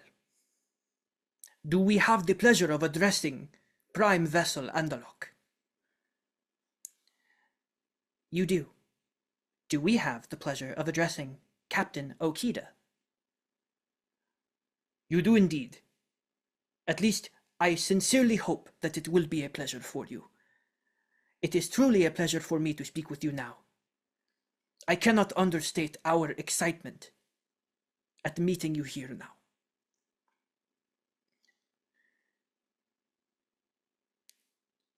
As per our agreement, is there a Pondu present? Yes, there is, Prime Vessel Andalok. It is nice to meet you. I am Field Commander, Constant Thoughtful Actions. Field Commander, Constant Thoughtful Actions. It is a great source of eagerness and anticipation for us to meet you face to face. While these pleasantries are, of course, necessary, it has been pressed upon us by our mutual friends, the Symphony, how your cultures value such things. It is of more value to us to meet you. You are welcome at your earliest convenience to board my vessel. Are you prepared to make this journey? Of course.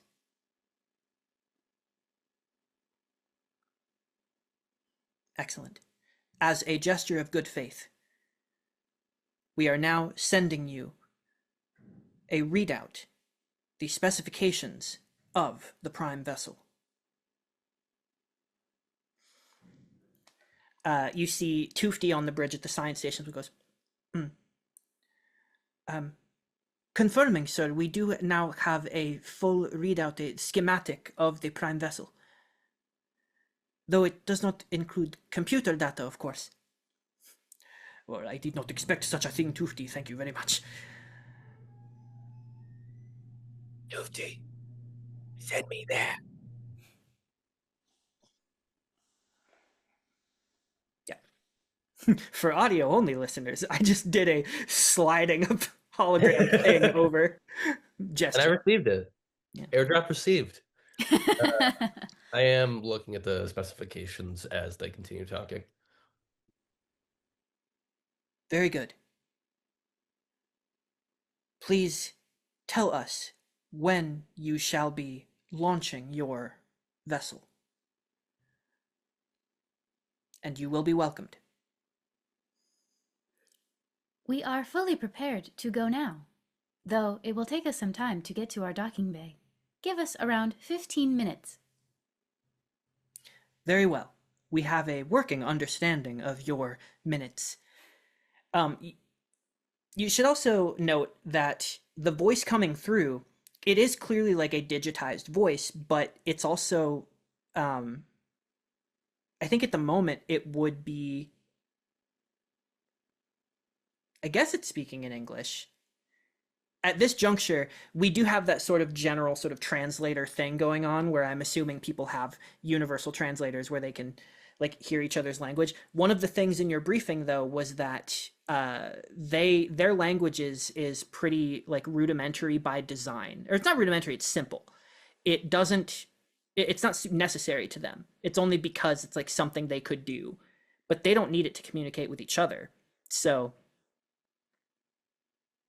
it's pretty easy for them to just have a language transmitted to them, observe the data, and then speak it back to you. And that's what's happening right now. Very well. We await you eagerly. In the meantime, may you shine only light into the universe. Ending transmission.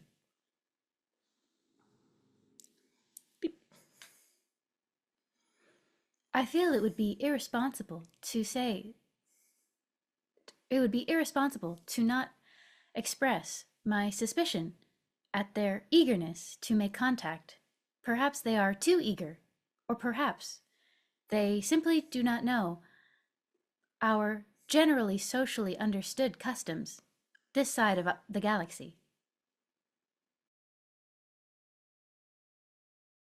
Well, we got precautions in place to be safe, but we'll all be on our guard. Right, Commander? Well put. Shall we go? I got the craft already loaded and running in the docking bay.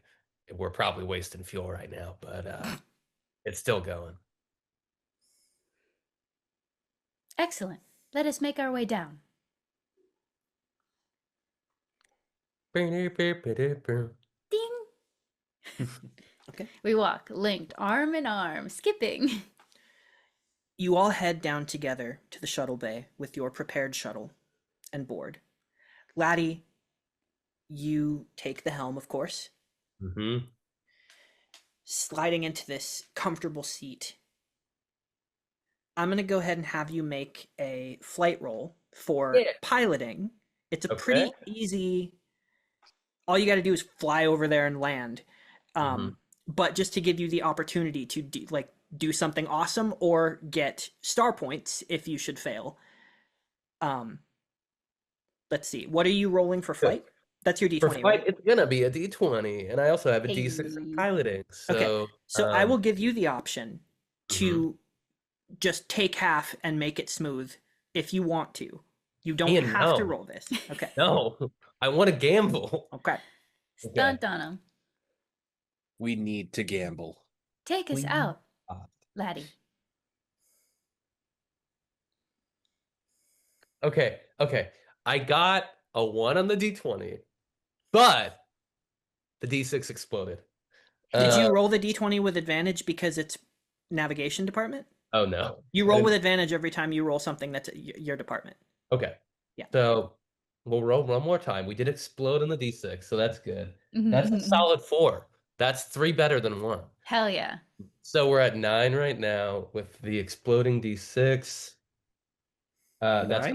a 10. total of 14. 14. Okay. So you sort of you feel the resistance, you feel the extra weight that you've added in fortifying the shuttle a little bit more, but then you quickly grow accustomed to it as the bay doors open and you move through that liquid-like force shield. You pass through it out into the stars and feel so incredibly small as you approach this fleet. Much smaller than you feel simply docking the Mariposa. And as you approach, the other ships seem to be doing a sort of dance in space. They float to the side, almost like a procession, creating a hallway of space between them, leading to this massive ship. And they send you coordinates directing you to where the hangar is. And it is largely in the heart of this ship along the side. And as you approach it, you see it it's actually turned so that this hallway leads you toward the side of the ship. And the door slowly opens and light pours out as you pass through their shielding and land. There is a metallic emptiness to this place. As you look inside, even through the window, you can clearly see that there are no people. So you all sort of look at each other. Liam goes, right, do we leave? I would imagine we proceed to the bridge if one exists. That makes sense. I was expecting some sort of there. Suddenly the comms come online and you hear a voice that sounds kind of similar to the other one, but maybe pitched a little bit lower. You hear, "Field team, congratulations on a successful landing. I am Attendant Maelor. I shall be escorting you to meet Andalok. Wonderful. Please lead the way. As you step out onto the ramp and down, you look around into this shuttle bay, and there are a few other shuttles in here. They look like they've been, again, like salvaged shuttles that are of make and model that you do not recognize at all. And these are a lot more just like one solid piece of machinery that was taken from someone else than their ships do. These are just like on reserve if they need them. But it does feel like a ghost of a lot here. I've pulled up with dogs out, feet on the ground of Andalok. Am I feeling conductive electricity through the ship itself? I mean, Interesting. Very, very interesting. With your feet are just like bare feet, no shoes yeah, at all? no shoes. Okay. So I'm going to have you make a... Them motherfuckers are woofing right now. Laddie said free feet, but only for Andalok. I'm going to have you make a resolve check. What is your resolve die? Ooh, that's a D12. D12. Okay. So I'm going to have you roll a resolve die Okay. to see if you can detect anything happening here. I'm going to set a DC of 10. Shit. Okay. Do I get to roll anything for being Vrolkai, like my supercharged D4 or my electric shield D4? I would let you use... So, okay. So sensing other electricity is not necessarily one of those abilities, right? But your supercharge ability is something that you put out. I would leave to you. Would you risk pumping electricity out to aid you in this? It would give you a better sense if you used it, but you would be charging them. And you don't know what culturally that would mean to them or if there's any physical side effects. So it is totally up to you. Cultural officer was like, go for it, low key. So I'm gonna maybe just go ahead and supercharge it through my feet. Okay, let's see what's up. I got a 10. Yes. Okay. You got a 10. Yeah. Did you use your... Yeah, Did you use the D4? It was a D12, 9, and then 1 on the D4. You step out, and at first you don't feel anything necessarily interacting with you, and then you reach out to try and feel that connection deliberately, and there's this static sensation that moves up you. Suddenly you feel this warmth in your mind, this incredible rush of maybe adrenaline, but there's something more to it than that. It's kind of a euphoric feeling. It's very much a euphoric feeling. It feels like almost like getting drunk in a fraction of a second. You feel this full body tingle move its way up into your mind. And in that moment,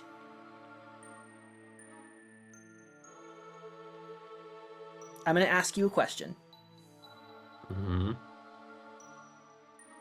If Laddie was completely devoid of inhibitions, if he had an intrusive thought that said, do this right now, that you would normally suppress in this exact moment, I'm going to ask you honestly, what would that be?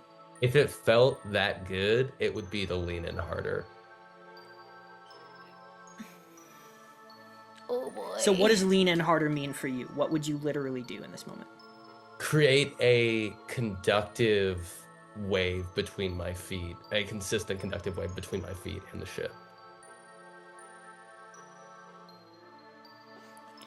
So you feel this sense of, like, hey, what if I did this? And before you have the chance to, like, oh, that's probably not a good idea, you feel electricity pulled out of you. Like, I'm doing this. And you know it's against your better judgment, and you don't care. And you surge electricity downward. You feel something. The best way I can describe is kind of purge from your mind. You feel that sensation sort of crystallize inside. It feels like your brain is shedding skin, and it moves through you, and when it comes out of your fingertips, everyone who is with you can actually see the sparks running across your body. Whoa. For a moment, it looks like an entire after image of Laddie's body, made entirely of barely visible static, falls out of your body like a trust fall and splatters into the ground and disappears. And then it's out of you, and you just feel like, what did I just do? Like, you know that something that your brain would normally do to stop you from just doing something was turned off for a second. Elsie, what the hell? What was that? You got any more of those boots? Yeah, they're in the ship. Okay, I'm gonna be right back because that felt so good, but it I shouldn't have done that. That kind of felt like I don't think I got possessed, but I definitely see the psychic capabilities and how they are able to just connect with people, and you're in ways you're not even expecting. Yeah, I'm gonna go rack those boots, and I'll be right back. CTA, Do I get any? Sorry, you got. CTA follows you. Do I, as I continue moving back towards the ship in the brief paces, where I'm still touching the ground, is there anything else that I feel? Or do I have any better understanding of what this could be? Perhaps for a roll? Yeah, for a different role, I would say you can make a brains roll to just see if you understand what just happened. Okay. A Sweet. little bit better. Do I I'm get going to to- give you... There's the D10. I'm going to make this there's no frame of reference. It's a 17. Okay, cool. So Yeah. I don't think I can roll it. Do I get to roll any additional D4s? Oh, wait, no. I thought brains was your D20. What's your My brains? D20 is flight. My Yeah. D10 is brains. D10, you said? Yeah. Okay, so it's 8. Okay. 9! Yes! Yes! Okay. So the feeling that you feel, because your first instinct, I would imagine, is, did it just possess me and make me do something? Mm-hmm. You dismiss that. It didn't feel like a consciousness inhabited your body. You were aware of what happened, and you didn't feel anything like that. It just felt like, on contact, something under your skin, you still feel the warmth of the black vein that is in your body, the natural superconductor that all Volkai adapted to and is now just permanently in their bloodstream. The same material that is used to power the ship.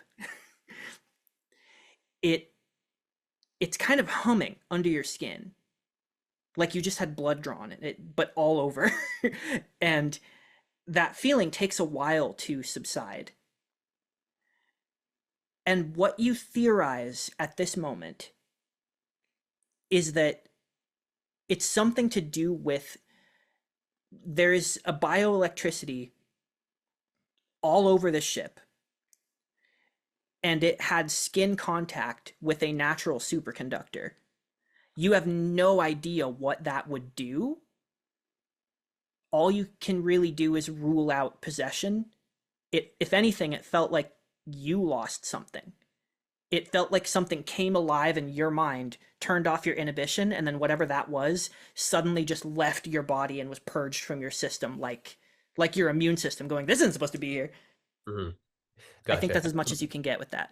As I'm putting on these shoes, I'm like, Commander, sorry, that was probably deeply ill-advised, but I would recommend not creating a kind of conductive connection or wave with the ship, because I mean we all saw that kind of electric ghost that fell out of me, and that felt a little bit like I lost inhibitions, or like my consciousness had been shed for a moment. I hope I can get it back. Fascinating. How do you feel? How do I feel? A little shaken, a little woozy, but nothing crazy. Just a little warm, a little lightheaded. Mostly lightheaded. I'll be better after I drink this future yerba mate. Sounds good. Please let me know if you begin to worsen, and we Yeah, I'm will gonna be. depart back to the Mariposa. I'll be a lot more reserved in my actions. Thank you, Commander. While you are on board the shuttle, Rudy and Ruiso, you are looking out at this strange hangar bay. It is a wide open area with a lot of metal, like grating, like just a lot of metal with holes in it that has stairs that lead up to an upper platform. And all along the walls, now that you're looking more carefully, the walls are sort of bubbled out. There are these about 6 foot tall, they almost look like upright sarcophagi made of metal that protrude from the walls all around the hangar bay. And as you're looking around, you notice one of them, closest to you, decompresses and opens. And you see, standing there is a dormant bipedal robot body of some kind. It has no distinguishing features. It does have 5 hands or 5 fingers on each hand, including thumbs. It's not carrying any weapons of any kind. It is a very sleek alloy. You actually don't see any paneling. It's very chromatic, kind of shiny, like this thing was made in a mold.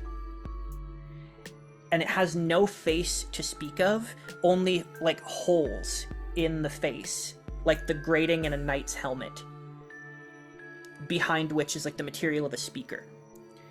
And this being seems to animate and then walk forward on that grated floor and step up to you. Rudy will lean over to Luiso and says, so Lieutenant Veal and I made up a game. I like to call it First Contact Bingo. 5 in a row and you win a prize. I'm going to mark off the regular mission goes horribly wrong slot. Hi! Why is that not the free space? Just inherently. That's breaking the first, that's the primary directive. That's the free space. Hi, I'm Lieutenant Rodriguez, representing the Cosmic Trust, CTF Mariposa. I am Lieutenant Ruiso. To whom are we speaking?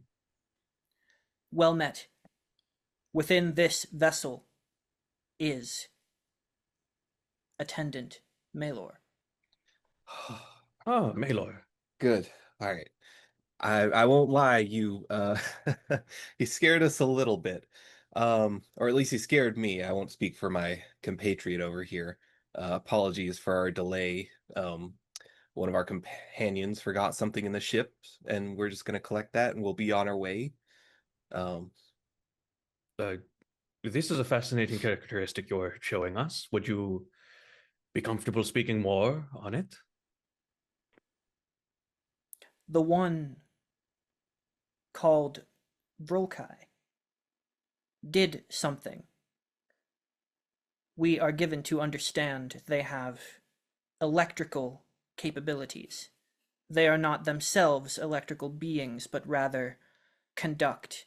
We are interested in this. However, We did not anticipate.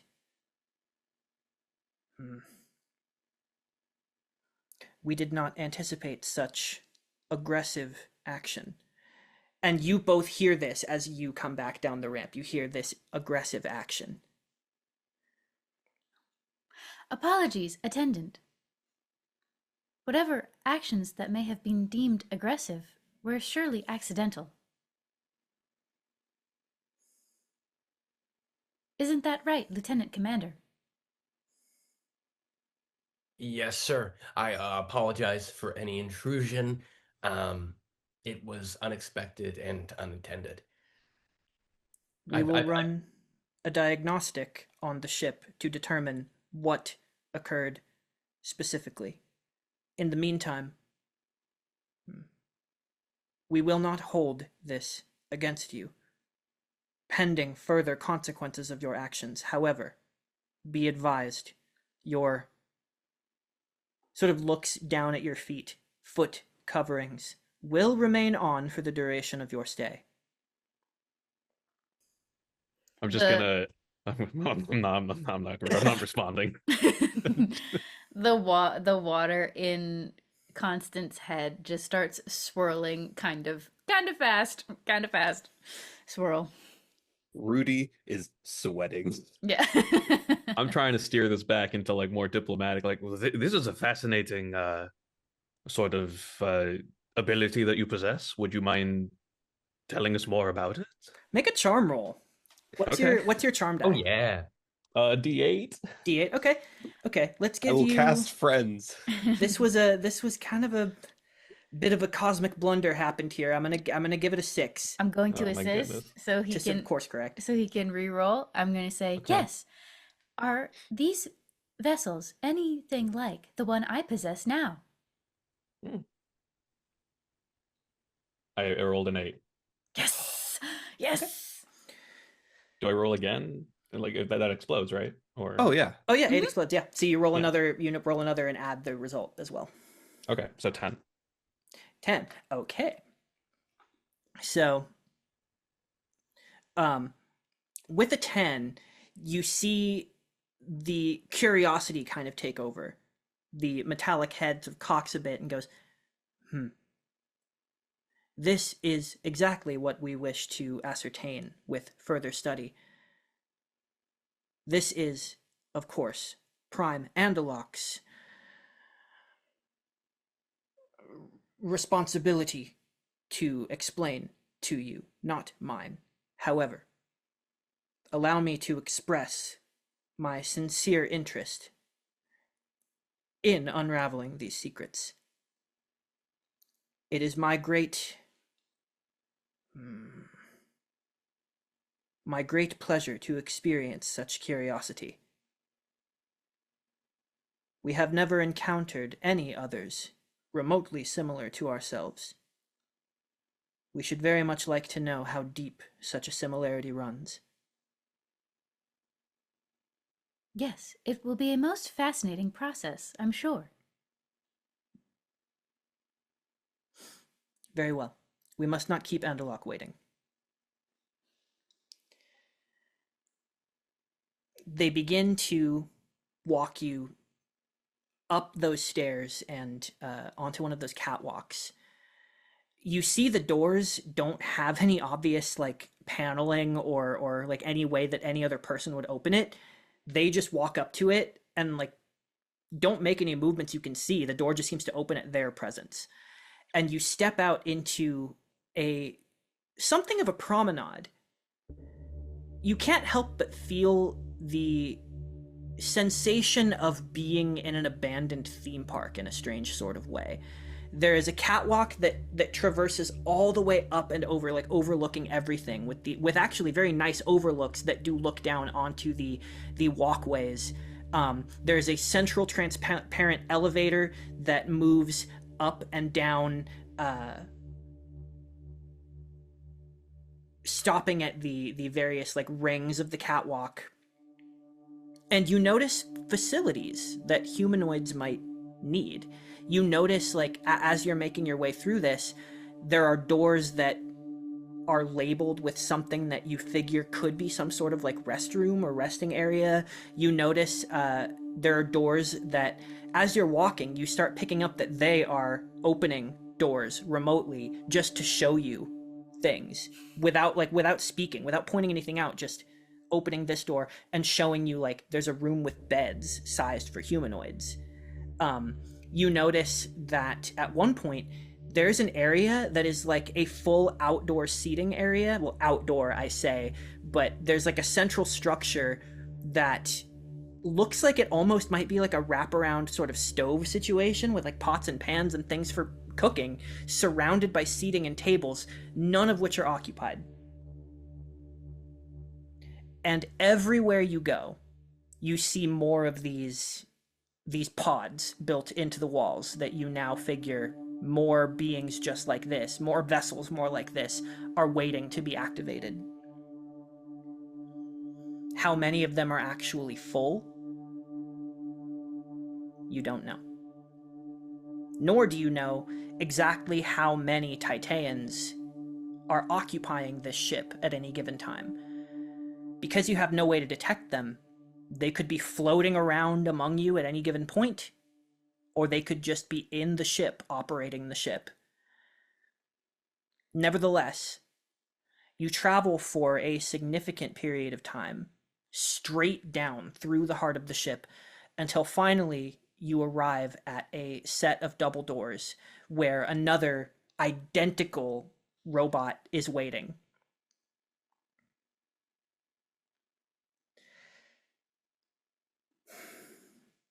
Attendant Bryas, you have the pleasure of meeting the field team of the CTF Mariposa. This is Constant Thoughtful Actions, La Di Da, and Rudy Rodriguez, as well as Ruiso.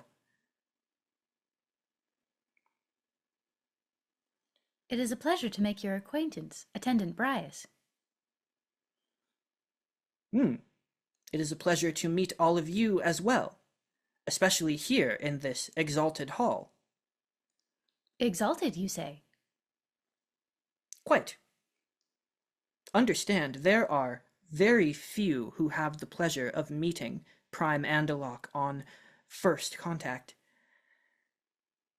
This is a great day for you. Bryas, do not be rude. It is a great day for all of us. Yes, of course. I was simply stating a fact. Indeed. It's really funny. Yes, we will be sure to treat this day with the reverence it deserves. We shall be here, but be aware that we are aware of everything that goes on in that room. Of course. Be well. And the doors slide open, and inside you see a wide open chamber with absolutely nothing in it. It is just a flat expanse of metal floor, domed ceiling, one door leading into the room, one distantly on the other side. There are no chairs, no pillars holding anything up, just empty space. And lighting sort of swirling overhead, like paneling that is casting a soft glow into the room. What part of the ship would this be if it was like a normal manned ship? You mean like geographically looking at it like, from the outside, where would it be? Did we just enter the bridge? Did we just enter like the holodeck that doesn't exist? Best you can tell, you are toward the middle of the ship, and like vertically, and horizontally you are like 3/4 of the way into the ship, if you are interpreting what the front is correctly. Okay. And inside, you now notice that there are sort of slitted areas in the walls just for voice to emerge, but there's no sign of a body or anything in here in this large empty room. It just echoes. You hear, "Welcome, field team of the Cosmic Trust flagship Mariposa. I am Prime Andalok, and I believe we have much to discuss. But tell me, please, does this manner of meeting, from your perspective perhaps disembodied, unsettle you in any way?"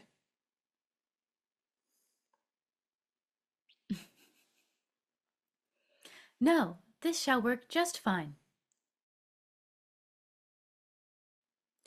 We do not strive for just fine. My people seek greatness in the universe. You, I believe, are a part of that. Explorers, much like ourselves. You wish to know us, and we wish to know you. I would not be rude to new friends, especially ones who may open such doors for us.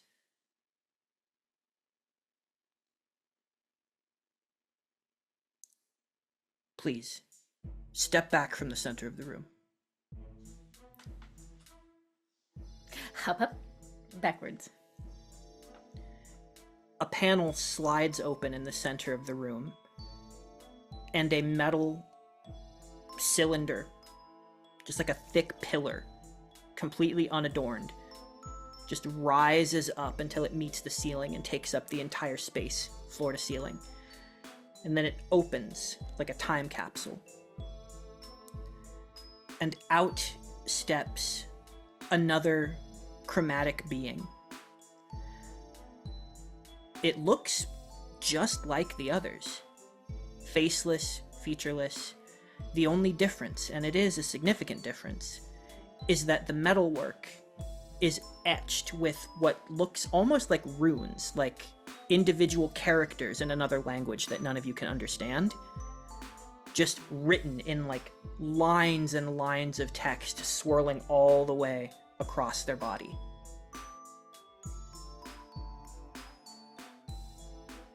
There. Now we meet more acceptably, perhaps.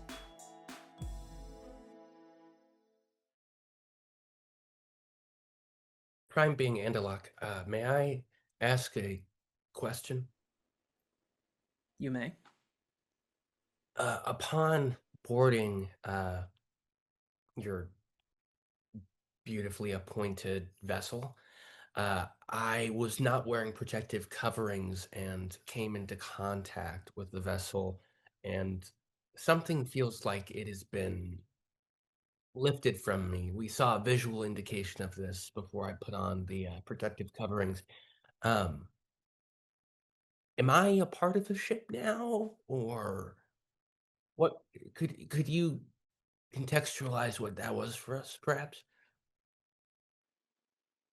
Yes, we are not certain ourselves what has occurred.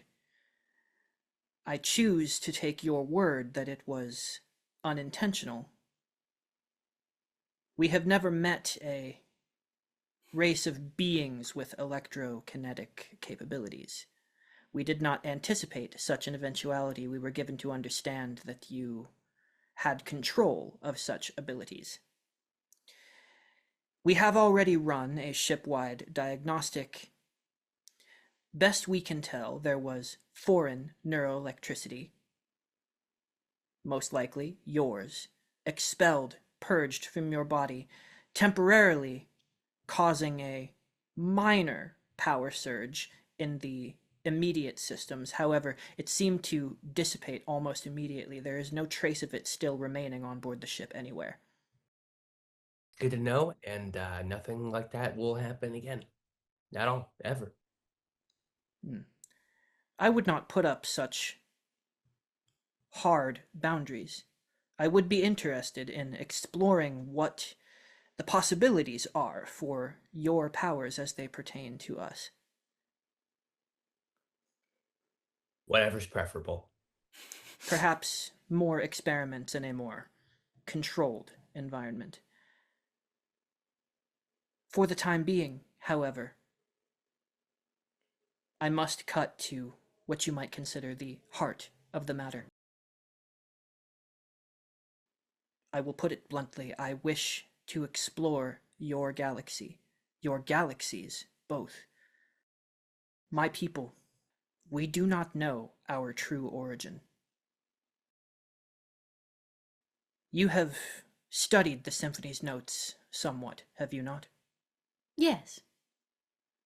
Then you know they have not chronicled our beginning, only that I was the first. To that end,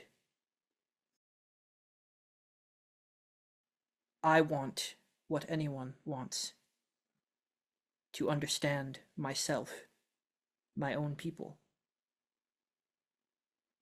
Perhaps we are one.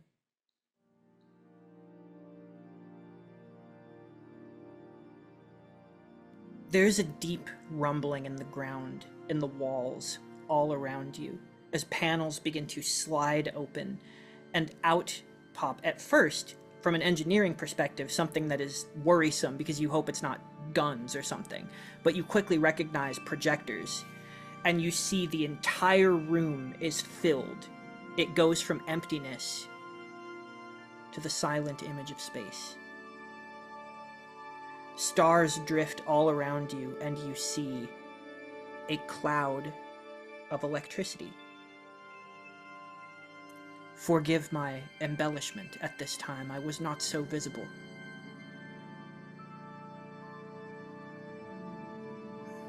But long ago, I remember that I was not, and then, suddenly, I was. I drifted aimlessly amongst the stars, gathering mass, weight.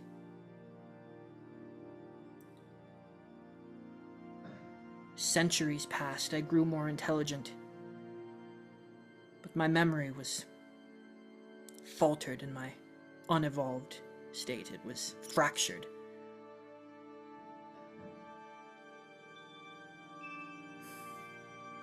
I have taught my people a great philosophy, that the universe itself is alive, and that we, having spontaneously generated in its midst, we are what you might call the white blood cells of the universe. I have taught my people that it is our job to preserve the entity that is the universe, keep it clean, keep it safe. This philosophy has led us into bloody battles that I now regret. You see, a good ruler should question their philosophies at all times. I am no longer confident that this is the only way. Just because I do not remember my origin does not mean it does not exist. Given the time distortion of the Shroud Nebula that has now lifted, it occurs to me that it is very possible that I could have visited your people.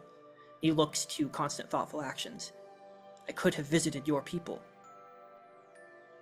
before the Shroud Nebula came. I could have broken off. I must know so that my people may know. Are we one in the same? And so before anything, before one among you who is scientifically minded analyzes our technology as offering in trade, I must put forward very bluntly what it is I seek. As soon as possible, I would travel to your Pondur. And that is where we will pick up in part 2. Oh shit! Jesus Christ. This can only end well, you guys. It's gonna be good for everyone. They Two don't worlds, one family. they don't speak super suspiciously or put forward emotions that are super suspicious at all. They No. took us into a 4D theater and they showed us the universe and they were like, let us fall. Yeah. Hey, remember when I made you shoes to avoid something and you decided not to put them on? Did we learn a lot from that experience, though? Yes. It Talks was tasty. broken over rampant dogs. Yeah. My superior officer, by the way. Dogs are yapping. I liked it. I thought I was your superior officer. Yeah. Yeah. Yeah, That's what she said. that's what I said. Sorry, I didn't hear you right. Oh, My so ears, true, so my real. ears heard something wrong.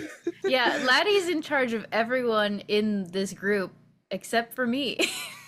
So, We will see you all next time in the vastness of space, in the unveiled galaxy, for the thrilling conclusion. Thank you very much. Keep it cosmic. Bye. bye.